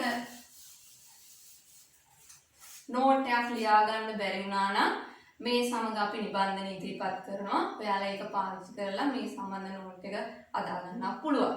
අපි අද කතා කරමින් ඉන්නේ ගිණුම් කරන අනුපාත භාවිතයෙන් කොහොමද මූල්‍ය ප්‍රකාශන විශ්ලේෂණය සහ අර්ථකථනය කරන්නේ කියලා. මේ වෙද්දි පුතේ අපි මේ පාඩමේ ගිණුම් කරන අනුපාත වර්ග මොනවද කියලා කතා කරලා තියෙනවා. මොනවද ගිණුම් කරන අනුපාත? අපිට උසස් පෙළ මට්ටමේදී ප්‍රධාන ගිණුම් කරන අනුපාත වර්ග 5ක් ගැන කතා කරන්න ඕන. එකක් තමයි ද්‍රවශීලතා අනුපාතය, තෝලන අනුපාත, ලාභදායීත්ව අනුපාත, ආයෝජන අනුපාත සහ ක්‍රියාකාරී අනුපාත. මේකෙන් පුතේ ද්‍රවශීලතා අනුපාතය කියන එක අපි මේ වෙද්දි කතා කරලා තියෙනවා. මොකද ද්‍රවශීලතා අනුපාතයෙන්ම ඉන්නේ ව්‍යාපාරයක කෙටි කාලීන නුගුණවත් භාග. ඒ වගේම පුතේ තෝලන අනුපාතයක් අපි කතා කරා කලින් වීඩියෝවෙන්. තෝලන අනුපාතයෙන්ම ඉන්නේ ව්‍යාපාරයක දිගු කාලීන නුගුණවත් භාගය. එහෙනම් දැන් අපිට කතා කරන්න තියෙන්නේ ලාභදායකත්ව අනුපාත. ලාභදායකත්ව අනුපාත.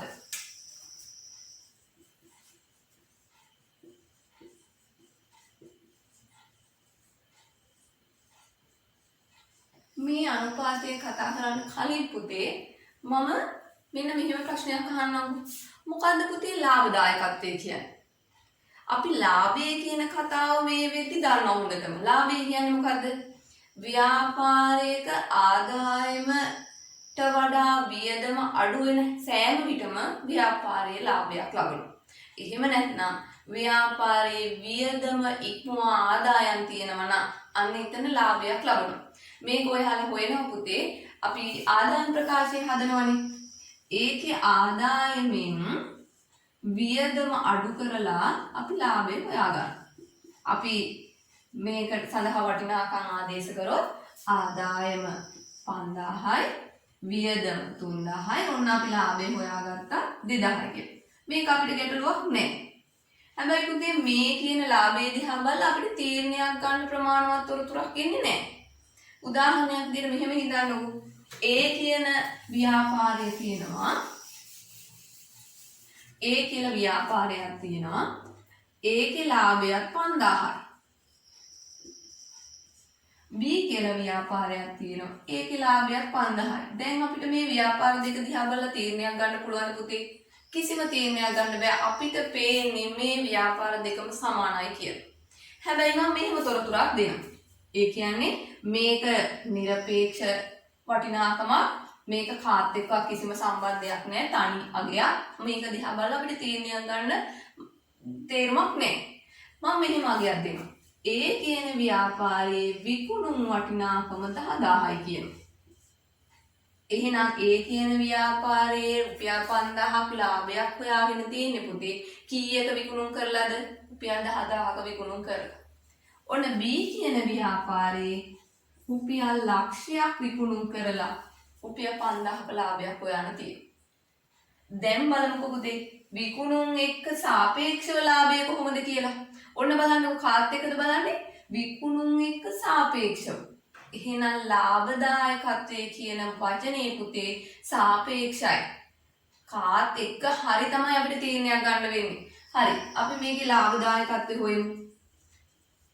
ලාභදායකත්වය මං කියනවා 5000 හොයාගත්තේ පුතේ 10000ක බඩු ටිකක් විකුණලා. එහෙනම් අපි අනුපාතයක් හොයමු 100ට. එහෙනම් මේකේ 5000 හොයාගත්තේ ලක්ෂයක බඩු ටිකක් විකුණලා. අපි අනුපාතය හොයාගමු 100ට. හරි. අපි මේක බලමුකෝ. ඒ ව්‍යාපාරයේ සුළු කරන්න බලන්න 5000 10000ෙන් බෙදපුවාම 2යි 100 දෙකෙන් බෙදපුවාම 50යි. 100ට 50යි. මේකේ 5000 ලක්ෂයෙන් බෙදලා 100ෙන් වැඩි කරා. අපිට මේක සුළු කරපුවාම එනවා පුතේ 100ට 5. ඔන්න අපිට දැන් තීරණයක් ගන්න පුළුවන්. කොහොමද තීරණය ගන්නෙ? A කියන ව්‍යාපාරයේ ලාභදායකත්වය 150 ප්‍රමාණාත්මක වන හොඳයි පුතේ. හැබැයි B කියන ව්‍යාපාරයේ ලාභදායකත්වය අඩු මට්ටමක් 105යි. දැන් බලන්නකො පුතේ මෙන්න මේ තොරතුර තිබ්බනම් අපිට ඔය කියන තීරණය ගන්න බෑ. අපි හිතමු අපි ව්‍යාපාරයේදී ආයෝජනය කරන්න බලන් ඉන්නවා කියලා. අපි අනාගතයේ මේ කියන ව්‍යාපාර දෙකෙන් එකක මුදල් ආයෝජනය කරන්න සූදානම්ින් හිටියේ. අපි හොයලා බලද්දී ඒ ව්‍යාපාරයේ ලාභය අපි දැනගන්නවා රුපියල් 5000යි කියලා. B ව්‍යාපාරයේ ලාභය දැනගන්නවා 5000යි කියලා. දැන් උන අපිට ආයෙ ගැටලුවක් පුතේ. මොකද්ද?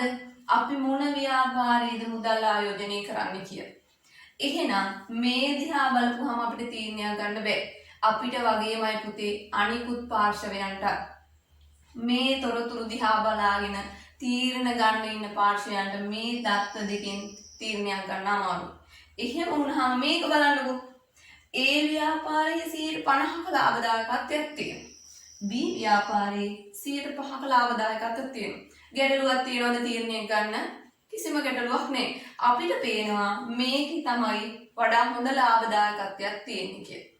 එහෙනම් පුතේ තීරණයක් ගන්න බලාගෙන ඉන්න, තීරණයක් ගන්න අපේක්ෂාවෙන් ඉන්න පුද්ගලයන්ට තීරණයක් ගන්න උදව් වෙන්නේ ලාභය කියන එක නෙවෙයි, ලාභදායකත්වය කියන එක. එහෙනම් අපි දැන් සාකච්ඡා කරන්නේ ලාභ අනුපාත නෙවෙයි, ලාභදායකත්ව අනුපාත. මෙන්න මේ කියන ලාභදායකත්ව අනුපාත පුතේ වර්ග 4ක් යටතේ අපි කතා කරනවා. ලාභදායකත්ව වර්ග 4ක්. එකක් තමයි දල ලාභ අනුපාතය. එකක් දල ලාභ අනුපාතය. දෙවෙනි එක තමයි සුද්ධ ලාභ අනුපාතය.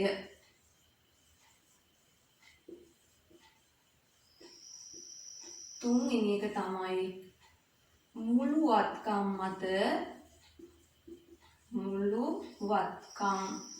මත ප්‍රතිලාභ අනුපාතය.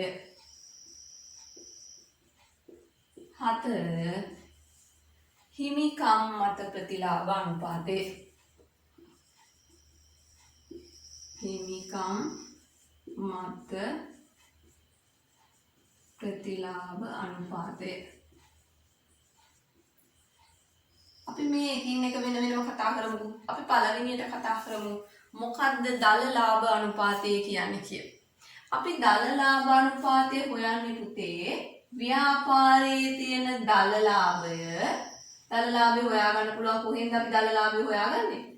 අපිට ආදායම් ප්‍රකාශයේ නම් උඩින්ම ඔයාලට මතක ඇති විකුණුම් වලින් විකුණුම් පිරිවැය අඩු කරපුවාම දල ලාභය හොයාගත්තා. එහෙමත් නැත්නම් විස්තීර්ණ ආදායම් ප්‍රකාශයේ සමාගමක් හදන ඒකෙත් එහෙමයි පුතේ විකුණුම් වලින් විකුණුම් පිරිවැය අඩු කරලා අපි ඉස්සරෝම හොයන්නේ දල ලාභ. අන්න ඒ කියන දල ලාභය බෙදනවා විකුණුම් වලින් වැඩි කරනවා 100. පැහැදිලිද? කොහොමද අපි හෙව්වේ දල ලාභ අනුපාතේ? දල ලාභය විකුණුම් වලින් බෙදලා 100ෙන් ගුණ කරා. දැන් අපි හොයාගත්ත කියන්න උත්තරයක් මේකට. ඒ උත්තරේ දිහා බලලා කලමනාකරුවට පුළුවන් පුතේ තීරණය කරන්න ගිය අවුරුද්දේ දල ලාභ අනුපාතයට වඩා මේ අවුරුද්දේ දල ලාභයේ අනුපාතය වැඩි වෙලාද? එහෙනම් අපිට ඕන මූල්‍ය ශක්තියක් වෙනවා ඒක. එහෙනම් අපිට සැලසුම් සකස් කරන්න පුළුවන් ඊට වඩා වැඩි වෙන විදිහට. අනාගත සැලසුම් සකස් කරන්න පුළුවන්. එහෙමත් නැත්නම් ගිය අවුරුද්දේ දල ලාභයේ අනුපාතයට වඩා මේ අවුරුද්දේ දල ලාභයේ අනුපාතය අඩුයි නම් මොකක් හරි දුර්වලතාවයක් අපි අතින් වෙලා තියෙනවා කියලා මූල්‍ය කළමනාකරුවට හිතන්න පුළුවන්.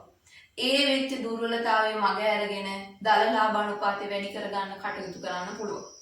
පැහැදිලි නේද පුතේ? හරි. එහෙනම් දල ලාභ අනුපාතය හොයන එකේ ගැටලුවක් වෙන්නේ නැහැ. එහෙනම් පුතේ සුද්ධ ලාභ අනුපාතය ඊළඟට තියෙන්නේ. සුද්ධ ලාභ අනුපාතය ගන්නදි පුතේ පොඩි ගැටලුවක් එනවා ඔයාලට. සීමා සහිත සමාගමක නම් අපි ප්‍රසිද්ධ කරන්න හදනවනේ විස්තීර්ණ ආදායම් ප්‍රකාශය. එතන තියෙනවා ලාභ වර්ග ගණනාවක්. මොකද්ද? උඩම ඔයාලට මතක ඇති දල ලාභය කියලා එකක් තියෙනවා. ඊළඟට බදු පෙර ලාභය කියලා එකක් තියෙනවා. ඊළඟට තියෙනවා පුතේ බදු පසු ලාභය. දැන් දල ලාභය නම් කොහොමත් අපි ගන්න නැහැ සුද්ධ ලාභයට ගණනය කරන්න. එහෙනම් අපි මෙන්න මේ සුද්ධ ලාභ අනුපාතය ගණනය කරද්දී ගන්නේ බදු පෙර ලාභයේද බදු පසු ලාභයේද කියලා. පුතේ සුද්ධ ලාභ අනුපාතය ගණනය කරද්දී හොඳට මතක තියාගන්න අපි ගන්නේ බදු පසු ලාභය. බදු පසු ලාභය.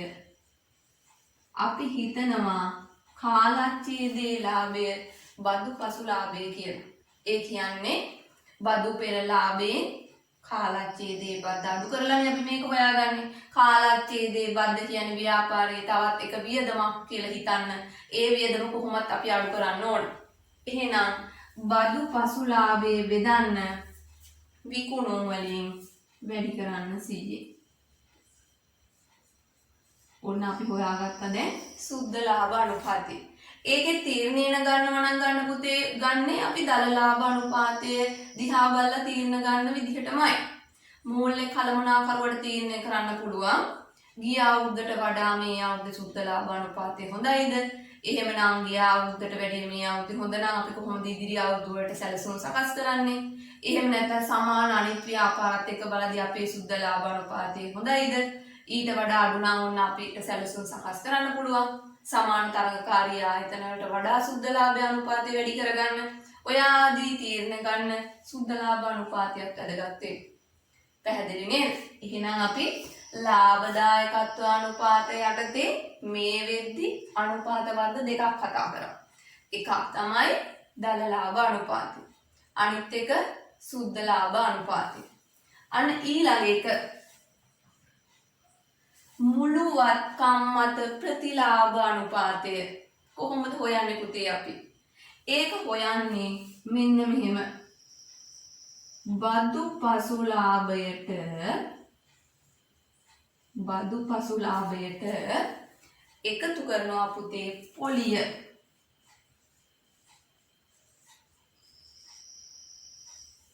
බදු පසුලාභයට පොලිය එකතු කරලා බෙදනවා මුළු වත්කම් වලින් වැඩි කරනවා 100. චුට්ටක් විතර වෙනස් එකක්. ඔයාලට අර දල ලාභ අනුපාතයේ සුද්ධ ලාභ අනුපාතයේ හොයාගෙන යන විදිහට වඩා පොඩ්ඩක් විතර වෙනස් වුණා මුළු වත්කම් මත ප්‍රතිලාභ අනුපාතයේ හොයද්දී. ඇයි පුතේ මෙන්න මේ විදිහට හෙව්වේ? මම ඒක තමයි කිව්වේ මේව හදද්දී උපරිම අවධානයෙන් උනන්දුවෙන් අවබෝධයෙන් හදන්න ඕන. බදු පසුලාභය ගත්තනේ ආයක ගැටලුවක් නෑ. අපි කිව්වා සමාගමක ගන්න නම් බදු පසුලාභය තමයි. බදු කියන එක ව්‍යාපාරයේ වියදමක් කියලා හිතන. මෙතනදී අපි හිතනවා පුතේ ව්‍යාපාරයේ වත්කම් සියල්ලම අයිතිකාරයා යොදවලා කියලා. වත්කම් ව්‍යුහය හදෙද්දී වත්කම් ව්‍යාපාරයට ගද්දි පුතේ ආකාර දෙකකට ගන්න පුළුවන්. කොහොමද? අයිතිකාරයට යොදවන්නත් පුළුවන්, අපිට ණය ප්‍රාග්ධනයෙන් සම්පාදනය කරගන්නත් පුළුවන්. හැබැයි මේකේ හිතනවා අපි වත්කම් සියල්ල සම්පාදනය කරලා තියෙන්නේ අයිතිකාරයා කියලා. එහෙනම් අයිතිකාරයා සම්පාදනය කරා නම් පුතේ ණය ප්‍රාග්ධනයක් තියෙන විදිහක් නැහැනේ. එහෙනම් පොලියක් තියෙන්න පුළුවන්ද? පොලියක් තියෙන විදිහකුත් නැහැ. එහෙනම් බදු පසුලාභය හොයද්දි මේ වෙද්දී මූල්‍ය වියදම් ගොඩේ පොලිය කියන වියදම අඩු කරලා තියෙන්නේ. ඒ කාලච්ඡේදයේ පොලිය කියන වියදම අඩු කරලා තමයි පුතේ බදු පසුලාභය හොයලා තියෙන්නේ. ඒක නිසා බදු පසුලාභයට අපි පොලිය එකතු කරලා මුළු වත්කම් ප්‍රමාණයෙන් බෙදලා අනුපාත ප්‍රතිශතයක් විදිහට උත්තරේ ගන්න. පැහැදිලිද? හරි. එහෙනම් මේක හිමිකම් මත ප්‍රතිලාභ අනුපාතය. මේ වත්කම් මතනේ පුතේ හිමිකම කියන්නේ ස්කන්ධ ප්‍රාග්ධනය. අයිතිකාරයා යොදවපු ප්‍රාග්ධනය. එහෙනම් ගැටලුවක් නෑ. කාලච්ඡේදයේ ලාභය බෙදනවා හිමිකමෙන් වැඩි කරනවා 100. කාලච්ඡේදයේ ලාභය හිමිකමෙන් බෙදලා 100ෙන් වැඩි කරනවා. කාලච්ඡේදයේ ලාභය කියේ පුතේ බදු පෙර ලාභයේද බදු පසු ලාභයේද? බදු පසු ලාභය. පැහැදිලිද? එහෙනම් බදු පසු ලාභය හිමිකම් ප්‍රාග්ධනයෙන් බෙදනවා. සාමාන්‍ය කොටස් සහ සංචිත තමයි හිමිකමට එන්නේ. මේකට එන්නේ සාමාන්‍ය කොටස් ප්‍රාග්ධනයේ සහ සංචිත. කාලච්ඡේදයේ ලාභය හිමිකමෙන් බෙදලා 100ෙන් වැඩි කරලා අපිට උත්තරේ ගන්න පුළුවන්. එහෙනම් පුතේ ඔයාලට පැහැදිලිව තේරුම් ගන්න පුළුවන්. ලාභදායකත්ව අනුපාත ප්‍රධාන වර්ග 4යි. පළවෙනි එක දල ලාභ අනුපාතය කොහොමද හොයන්නේ? දල ලාභයේ බෙදීම විකුණුම් වැඩි කිරීම 100. ඊළඟ සුද්ධ ලාභ අනුපාතේ බදු පසු ලාභය. එහෙම නැත්නම් අපිට මේක කියන්න පුළුවන් කාලච්ඡේදයේ ලාභය බෙදුව විකුණුම් වලින් වැඩි කරා 100. ඊළඟ තුන්වෙනි එක මුළු වත්කම් මත ප්‍රතිලාභ අනුපාතය බදු පසු ලාභයට පොලි එකතු කරලා වත්කම් වලින් බෙදලා 100ෙන් වැඩි කරනවා. එහෙනම් හතරවෙනි එක හිමිකම් මත ප්‍රතිලාභ අනුපාතය කාලච්ඡේදී ලාභය හිමිකමෙන් බෙදලා 100ෙන් වැඩි කරනවා. මම හිතනවා ඔයාලට ලාභදායකත්ව අනුපාතයේ ගැන තිබුණ ගැටලු ටික එහෙම නැත්නම් ලාභදායකත්ව අනුපාතය ගැන හොඳ අවබෝධයක් එන්න ඇති කියලා. හරි පුතේ මේ වෙද්දි දැන් අපි අනුපාත වර්ග තුනක් කතා කරලා තියෙනවා. මොනවද? ද්‍රවශීලතානුපාතය, තෝලන අනුපාත සහ ලාභදායකත්ව අනුපාතය. අපි ඊළඟට කතා කරමු පුතේ ක්‍රියාකාරීත්ව අනුපාතය. හරි. අපිට ඊළඟට කතා කරන්න තියෙන පුතේ ක්‍රියාකාරීත්ව අනුපාත. ක්‍රියාකාරීත්ව අනුපාත.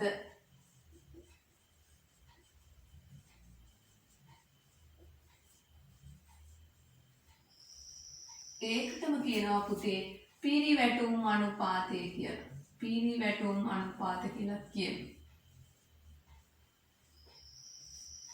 මොකද ක්‍රියාකාරීත්ව අනුපාත කියන්නේ? එක එක අනුපාත වලින් එක එක විශේෂීස්ත්‍රයක් නේ කතා කරේ. අපි ද්‍රවශීලතා අනුපාතයෙන් කතා කරා පුතේ කෙටි කාලීන නුබුන්වත් බව. තෝලන අනුපාතයෙන් කතා කරා දිගු කාලීන නුබුන්වත් බව. ලාභදායකත්ව අනුපාතයෙන් කතා කරා ව්‍යාපාරයේ ලාභදායකත්වය. එහෙනම් ක්‍රියාකාරී අනුපාතයෙන් කතා කරන්නේ පුතේ ව්‍යාපාරයේ කාර්යක්ෂමතාවය. මොකද පුතේ ව්‍යාපාරයේ කාර්යක්ෂමතාවය කියන්නේ? ව්‍යාපාරයක් පවත්වාගෙන යන්නේ පුතේ මොනම හරි අරමුණක් ඉෂ්ට සිද්ධ කර ගැනීම සඳහා. එහෙනම් ව්‍යාපාරයේ අරමුණු ඉටු කරගන්න ව්‍යාපාරයේ වත්කම් කොහොමද භාවිතා කරන්න කියලා තමයි මෙන්න මේ අනුපාතයෙන් කතා කරන්නේ. සමහර ව්‍යාපාර තියෙනවා පුතේ වත්කම් ගොඩ ගහගෙන ඉන්නවා හැබැයි ප්‍රතිලාභයක් නැහැ. සමහර වත්කම් වලට මුදල් යොදවලා තියෙනවා ප්‍රතිලාභ එන්නේ නැහැ. අපි නිකන් හිතන්නකො පුතේ අපි ගෙදර වාහනයක් ගෙනල්ලා තියෙනවා කිසිම පළ ප්‍රයෝජනයක් ගන්නේ නැතුව. එහෙනම් අපි ඒ සඳහා යොදවපු මුදල ඒ සඳහා ආයෝජනය කරපු මුදල අපරාධයක්. අන්න ඒ වගේ ව්‍යාපාරිකත් පුතේ සමහර වත්කම් සඳහා මුදල් ආයෝජනය කරලා තියෙනවා ප්‍රතිලාභ නැතුව. අන්න ඒක නිසා අපි දැන් මේ අනුපාතයෙන් ගණනය කරන්නේ කොහොමද වත්කම් ව්‍යාපාරයේ අරමුණු ළඟා කර ගැනීම සඳහා යොදවලා තියෙන්නේ කියලා. ව්‍යාපාරයේ කාර්යක්ෂමතාවය මනින්න තමයි ක්‍රියාකාරී අනුපාත ගණනය කරන්නේ. ඒකේ පළවෙනි අනුපාතයේ පුතේ අපි ගණනය කරනවා තොග පිරිවැටුම් අනුපාතය කියලා. තොග පිරිවැටුම් අනුපාතය. ඔන්න පුතේ අපි කියවනේ වත්කම් කොහොමද කාර්යක්ෂමව භාවිතා කරන්න කියලා මේ අනුපාතයෙන් කතා කරන්න කියලා. එහෙනම් මේ තොගය කියන්නේ වත්කම. මෙන්න මේ කියන තොගය විකුණුම් බවට පත් වෙන්නේ කොහොමද කියලා. විකුණුම් බවට පත් වෙන්නේ කොහොමද කියලා තමයි මේ අනුපාතයෙන් කතා කරන්නේ. එහෙනම් තොගය විකුණුම් බවට පත් වෙන වාර ගාන ගණනය කරන්නේ අපි කොහොමද? මේක ගණනය කරනවා විකුණුම් පිරිවැය බෙදනවා සාමාන්‍ය තොගයේ.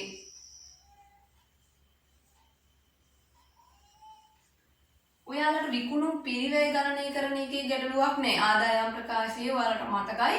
විකුණුම් වලින් විකුණුම් පිරිවැය අඩු කරලා දාලා ලාභය හොයාගද්දි විකුණුම් පිරිවැය ගණනය කරනවා.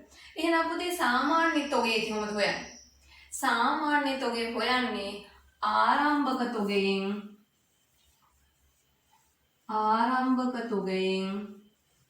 අවසාන තොගය එකතු කරලා ආරම්භක තොගයට අවසාන තොගය එකතු කරලා පුතේ දෙකෙන් බෙදපුවාම එනවා සාමාන්‍ය තොගය. මේකේ උත්තරේ එන්නේ පුතේ වාර ගණනින්. අපි මේ අනුපාතය ගැන කියද්දිම කිව්වා මේකෙන් හොයන්නේ තොග පිරිවැටුම් අනුපාතයෙන් හොයන්නේ තොගය කී වාරයක් විකුණුම් බවට පත් වෙනවද නැද්ද කියලා. එහෙනම් පුතේ මේකේ වාර ගාන වැඩි වෙද්දි මොකද වෙන්නේ?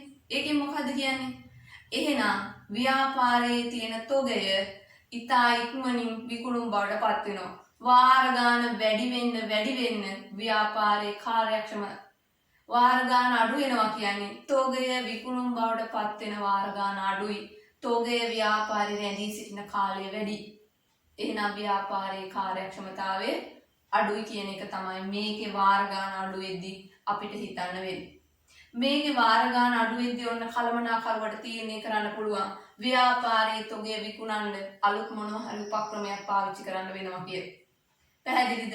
එහෙනම් ඊයේ අපි ගණනය කරේ තොග පිරිවැටුම් අනුපාතය. ඊළඟට පුතේ අපි කතා කරනවා තොග රැඳී සිටීමේ කාලය. තොග රැඳී සිටීමේ කාල අනුපාතය. ඕක ගණනය කරන්න පුතේ. ඒක ගණනය කරන්න මෙන්න මේ අනුපාතය අපිට ඕන වෙනවා. කොහොමද එහෙනම් 365 බෙදනවා තොග පිරිවැටුම් අනුපාතයේ.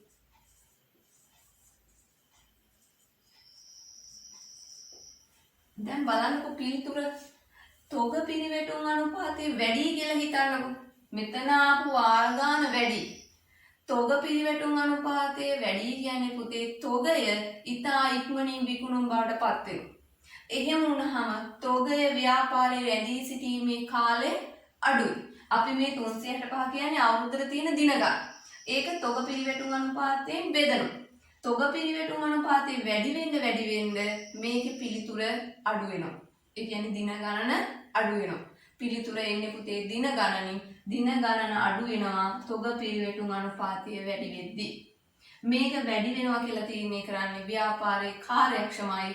එහෙනම් දින ගණන අඩු වෙනවා කියන්නේ ව්‍යාපාරයේ කාර්යක්ෂම මට්ටමක තියෙනවා. එහෙනම් පුතේ තොග පිරිවැටුම් අනුපාතය අඩුයි නම් මේ කියන දින ගණන වැඩි වෙනවා. එහෙනම් තොග රැඳී සිටීමේ කාලය වැඩි කියන්නේ ව්‍යාපාරයේ අකාර්යක්ෂමයි කියන එක. පැහැදිලිද පුතේ? හරි. අපි ඊළඟ අනුපාතය කතා කරමුකෝ. ඊළඟ එක තමයි ණය ගැති පිරිවැටුම් අනුපාතය. ණය ගැති පිරිවැටුම් අනුපාතය. කොහොමද ගණනය කරන්නේ? ණයට විකුණුම් බෙදනවා සාමාන්‍ය ණය ගැතියන්ට. සාමාන්‍ය ණය ගැතියන්ට.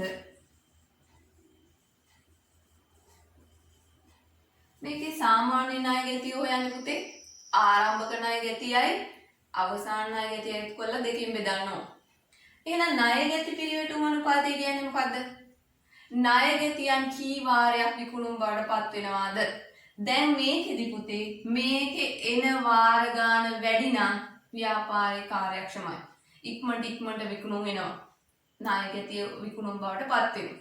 එහෙනම් මේකෙත් පුතේ ඉතා කාර්යක්ෂම වෙන්න නම් මේකේ වාර ගාන මොකක් වෙන්න ඕනද? වැඩි වෙන්න ඕන. හරිද? ඊළඟ අනුපාතය ණය එකතු කිරීමේ කාල අනුපාතය.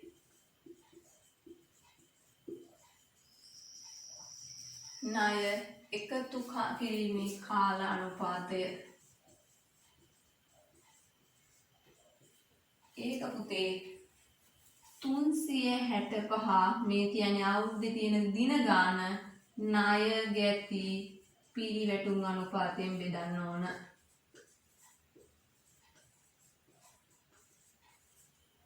ණය ගැති පිරිවැටුම් අනුපාතයෙන් බෙදන්න ඕන. මේකේ උත්තරේ එන්නේ දින ගානින්. දැන් හිතන්නකෝ ණය එකතු කිරීමේ කාලය වැඩි වෙනවා කියන්නේ පුතේ දින ගාන වැඩි වෙනවා කියන්නේ ණය ගැතියෝ මුදල් ව්‍යාපාරයට දෙන්න සෑහෙන කාලයක් ගන්නවා කියන එක. එහෙනම් එතනදී අපිට බොල් ණය අවදානමක් එන්න පුළුවන්. මේකේ දින ගාන වැඩි වෙන්න ණය ගැතියෙන් අපිට ඉක්මනට මුදල් දෙන්නේ නැහැ කියන අදහස තමයි එන්නේ. එතකොට අපිට කළමනාකරුවට තීරණය කරන්න වෙනවා බොල් ණය සහ අඩමාන ණය සම්බන්ධයෙන්.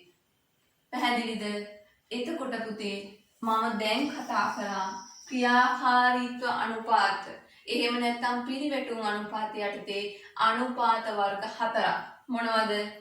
තොග පිරිවැටුම් අනුපාතය ඒ යටතේ කතා කරන්නේ අපි තොගය කී වාරයක් විකුණුම් බවට පත් වෙනවද කියලා. ඒක හැටතේ මේ ගණනය කරන්නේ විකුණුම් පිරිවැය සාමාන්‍ය තොගයෙන් බෙදලා. ඊළඟට කතා කරා තොග රැඳී සිටීමේ කාලානුපාතය. ඒකේ පිළිතුර එන්නේ පුතේ දින ගණනින්. ඒකට උදව් වෙනවා තොග පිරිවැටුම් අනුපාතය. කොහොමද හොයන්නේ? 365 බෙදන්න තොග පිරිවැටුම් අනුපාතය. ඊළඟ එක ණය ගැති පිරිවැටුම් අනුපාතය. අපි හොයන්නේ ණයට විකුණුම් බෙදන්න සාමාන්‍ය ණය ගැතියන්ගේ වාර ගාන වැඩි නම් ව්‍යාපාරයේ කාර්යක්ෂමයි. ඊළඟට පුතේ ණය එකතු කිරීමේ කාලය හොයන්නේ කොහොමද? 365 බෙදන්න ණය ගැති පිරිවැටුම් අනුපාතේ. මෙන්න මේ අනුපාත හතර භාවිතා කරලා පුතේ අපිට පුළුවන් ව්‍යාපාරයේ කාර්යක්ෂමතා මට්ටම හොයාගන්න. කළමනාකරුවට තීරණය ගන්න පුළුවන් මෙන්න මේ අනුපාත හතරේ උත්තර දිහා බලලා. එහෙනම් මේ තොරතුරු අපි දන්න තොරතුරු මේවා සේරම තියෙන පුතේ මූල්‍ය ප්‍රකාශන වල විකුණුම් පිරිවැය සාමාන්‍ය තොගය ඌව මූල්‍ය ප්‍රකාශන වලින් අපි උපුටාගන්නේ. ඒවා මහා තවදුරටත් විශ්ලේෂණය කරන එක මේ කරන්නේ. එහෙම විශ්ලේෂණය කළ කළමනාකරුවට විශ්ලේෂණාත්මක තොරතුරු ටික දුන්නහම කළමනාකරුවට පුළුවන් ව්‍යාපාරයේ ඉදිරිය ගැන අනාගත සැලසුම් ඉතා සාර්ථකව හදන්න. හරි පුතේ දැන් අපි මේ වෙද්දි ද්‍රවශීලතා අනුපාතය, තෝලන අනුපාතය, ලාභදායකත්ව අනුපාතය සහ ක්‍රියාකාරී අනුපාතය ගැන කතා කරලා ඉවරයි. තව එක අනුපාතයක් අපිට කතා කරන්න තියෙන්නේ මොකද්ද? ආයෝජකයින්ගේ අනුපාත. ආයෝජකයින්ගේ අනුපාත.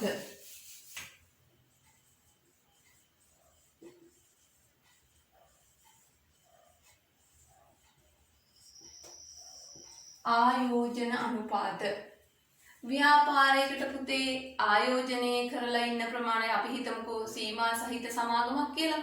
දැනටමත් මුදල් ආයෝජනය කරලා ඉන්න අය ඉන්නවා. කවුද එයාලා කියන්නේ? අපි කියමු සාමාන්‍ය කොටස් හිමිකරුවන් කියලා. එයාලා ව්‍යාපාරයට දැනටමත් මුදල් ආයෝජනය කරලා ඉන්නවා. එතකොට එයාලට දැනගන්න ඕන එයාලට කොහොමද ප්‍රතිලාභයක් හම්බ වෙන්නේ කියලා. ඒ වගේම පුතේ විභව ආයෝජකයෝ ඉන්නවනේ. ඒ කියන්නේ ව්‍යාපාරයේ ආයෝජන සම්බන්ධයෙන් අවධානයෙන් ඉන්නවා පාර්ශවයන් දෙකක්. එක්කෙනෙක් තමයි දැනට ඉන්න ආයෝජකයෝ. දැනට ව්‍යාපාරයේ ඉන්න ආයෝජකයෝ ටික. එහෙමත් නැත්නම් අනාගතයේ ව්‍යාපාරයේ මුදල් ආයෝජනය කරන්න බලාගෙන ඉන්න ආයෝජකයෝ. අපි කියනවා විභව ආයෝජකයෝ කියලා. අන්න ඒ දෙගොල්ලන්ටම පුතේ මේ ආයෝජනයේ ප්‍රතිලාභ ගැන හොඳ අවධානයෙන් ඉන්නේ දෙගොල්ලන්ටම මේ තොරතුරු ඕන වෙනවා. දැන් හිතන්න පුතේ මෙහෙම ව්‍යාපාරයක ලබන ලාභය ඒක පුද්ගල ව්‍යාපාරයක නම් ව්‍යාපාරයේ ලබන ලාභය සම්පූර්ණ අයිති වෙන්නේ ව්‍යාපාරයේ අයිතිකාරයාට. ඒ විදිහමයි පුතේ හවුල් ව්‍යාපාරයක ලාභය හවුල්කාරයන්ට අයිති වෙන්නේ. ඒ වගේමයි සීමා සහිත සමාගමක උපයා ගන්නා ලාභය අයිති වෙන්නේ කාටද? ඉන්න අයිතිකාරයාට. ඉන්න අයිතිකාරයෝ කියන්නේ සමාගම නම් කවුද? කොටස්කාරයින්ට අයිති වෙන්නේ. හැබැයි පුතේ ඒක පුද්ගල ව්‍යාපාරවලට ගන්න ආදායම අයිතිකාරයට පුළුවන් ගෙදරට යන්න. හවුල් ව්‍යාපාරික උපයන ආදායම හවුල්කාරයෝ කැමති නම් හවුල්කාරයෝ අතර බෙදා ගන්න පුළුවන්. හැබැයි සීමා සහිත සමාගමක ව්‍යාපාරයේ පාලනය කරන්නේ අයිතිකාරයෝ නෙමෙයි පුතේ අධ්‍යක්ෂක මණ්ඩලය. එහෙනම් කාලච්ඡේදයේ ලාභය අයිතිකාරයන්ට අයිති වුණාට ඒක අයිතිකාරයන් අතරේ බෙදනවද නැද්ද කියලා හොයන්නේ තීරණය කරන්නේ කවුද? අධ්‍යක්ෂක මණ්ඩලය. එහෙනම් පුතේ ඔන්න ඔතනදී අයිතිකාරයාට අයිතිය තිබුණා. ගෙදර අරන් යන්න බැරි කොටසක් සමාගමේ රඳවලා තියෙනවා. අපි හිතන්නකෝ සංචිත කියලා. ඒක හැබැයි අයිතිකාරයා වෙන්නේ කොටස්කාරයෝ. හැබැයි කොටස්කාරයන් කොයිම වෙලාවකවත් අධ්‍යක්ෂක මණ්ඩලයේ දෙන දේ ඇරෙන්න ලාභාංශ විදිහට ගෙවන දේ ඇරෙන්න මුළු ලාභයම බෙදා ගන්න වෙන්නේ නෑ පුතේ. අන්න ඒක නිසා මේ අනුපාතය ගැන කතා කරද්දී අනුපාත වර්ග දෙකක් කතා කරනවා. එකක් තමයි කොටසක ඉපයුම. කොටසක ඉපයුම. ඉපයුම කොහොමද හොයන්නේ පුතේ? කාලච්ඡේදයේ ලාභයම අයිති වෙන්නේ කොටස්කාරයන්ට. එහෙනම් කාලච්ඡේදයේ ලාභය අපි බෙදනවා මොකෙන්ද? සාමාන්‍ය කොටස් ගණනින්. සාමාන්‍ය කොටස් ගණනින්. ඇත්තටම උපයලා තියෙන ගාන හොයන්න පුළුවන්. මේ සම්පූර්ණ අයිතිය කාලච්ඡේදයේ ලාභයේම අයිතිය තියෙන කොටස්කාරයන්ටනේ. එහෙනම් ඉන්න කොටස් ගණනින් බෙදපුවහම එක කොටසක ඉපයුම හොයාගන්න පුළුවන් පුතේ. ඉපයුම එක කෙදර ඇරයි යනවද නැද්ද කියන එක අදාළ නැහැ. එයා උපයලා තියෙනවා මෙන්න මේ ප්‍රමාණය. එහෙනම් කොටසක ඉපයුම හොයන්නේ කොහොමද පුතේ? කාලච්ඡේදයේ ලාභය, ඒ කියන්නේ බදුපසු ලාභය බෙදන්න සාමාන්‍ය කොටස් ගණන. එතකොට එනවා එක කොටසක ඉපයීම. ඊළඟට කියනවා පුතේ කොටසක ලාභාංශය. කොටසක ලාභාංශය.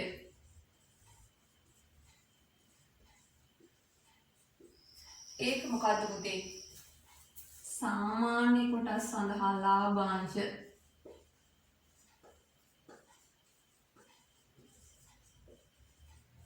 බෙදනවා සාමාන්‍ය කොටස් ගණනින්.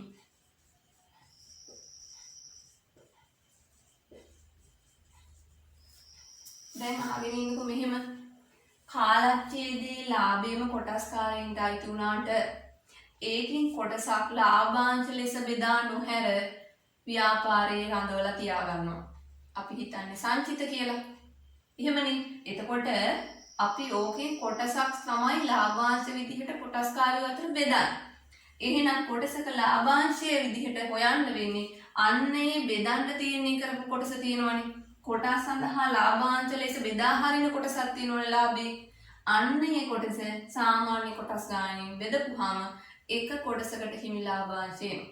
ඔයාලට පැහැදිලි වෙන්නේ නැති මේ අනුපාත දෙකේ වෙනස. මේ තියෙන්නේ පුතේ එක කොටසක උපයාගත් ප්‍රමාණය. සම්පූර්ණ ලාභයෙන් උපයාගත් ගැනීමක් තමයි. හැබැයි ඒකෙන් ලාභාංශ විදිහට බෙදා හරින්නේ කොටසයි. කොටසක් සංචිත විදිහට ව්‍යාපාරේ රඳවා ගන්න. එහෙනම් මේක තමයි පුතේ ආයෝජන අනුපාත දෙක. හරි පුතේ. එහෙනම් දැන් ඔයාලා ගිණුම් කරන අනුපාත ගැන සම්පූර්ණ අනුපාත වර්ග පහම ඉගෙනගෙන ඉවරයි. මොනවද පුතේ අනුපාත වර්ග පහ? ඊට කලින් ගිණුම් කරන අනුපාත කිව්වේ මොකද්ද? මූල්‍ය කළමනාකරුවට ඕන පුතේ විශ්ලේෂණාත්මක තොරතුරු. එතකොට මූල්‍ය ප්‍රකාශ ඉදිරිපත් කරාට ඒ තුල තියෙන්නේ සාරාංශගත තොරතුරු ටිකක්.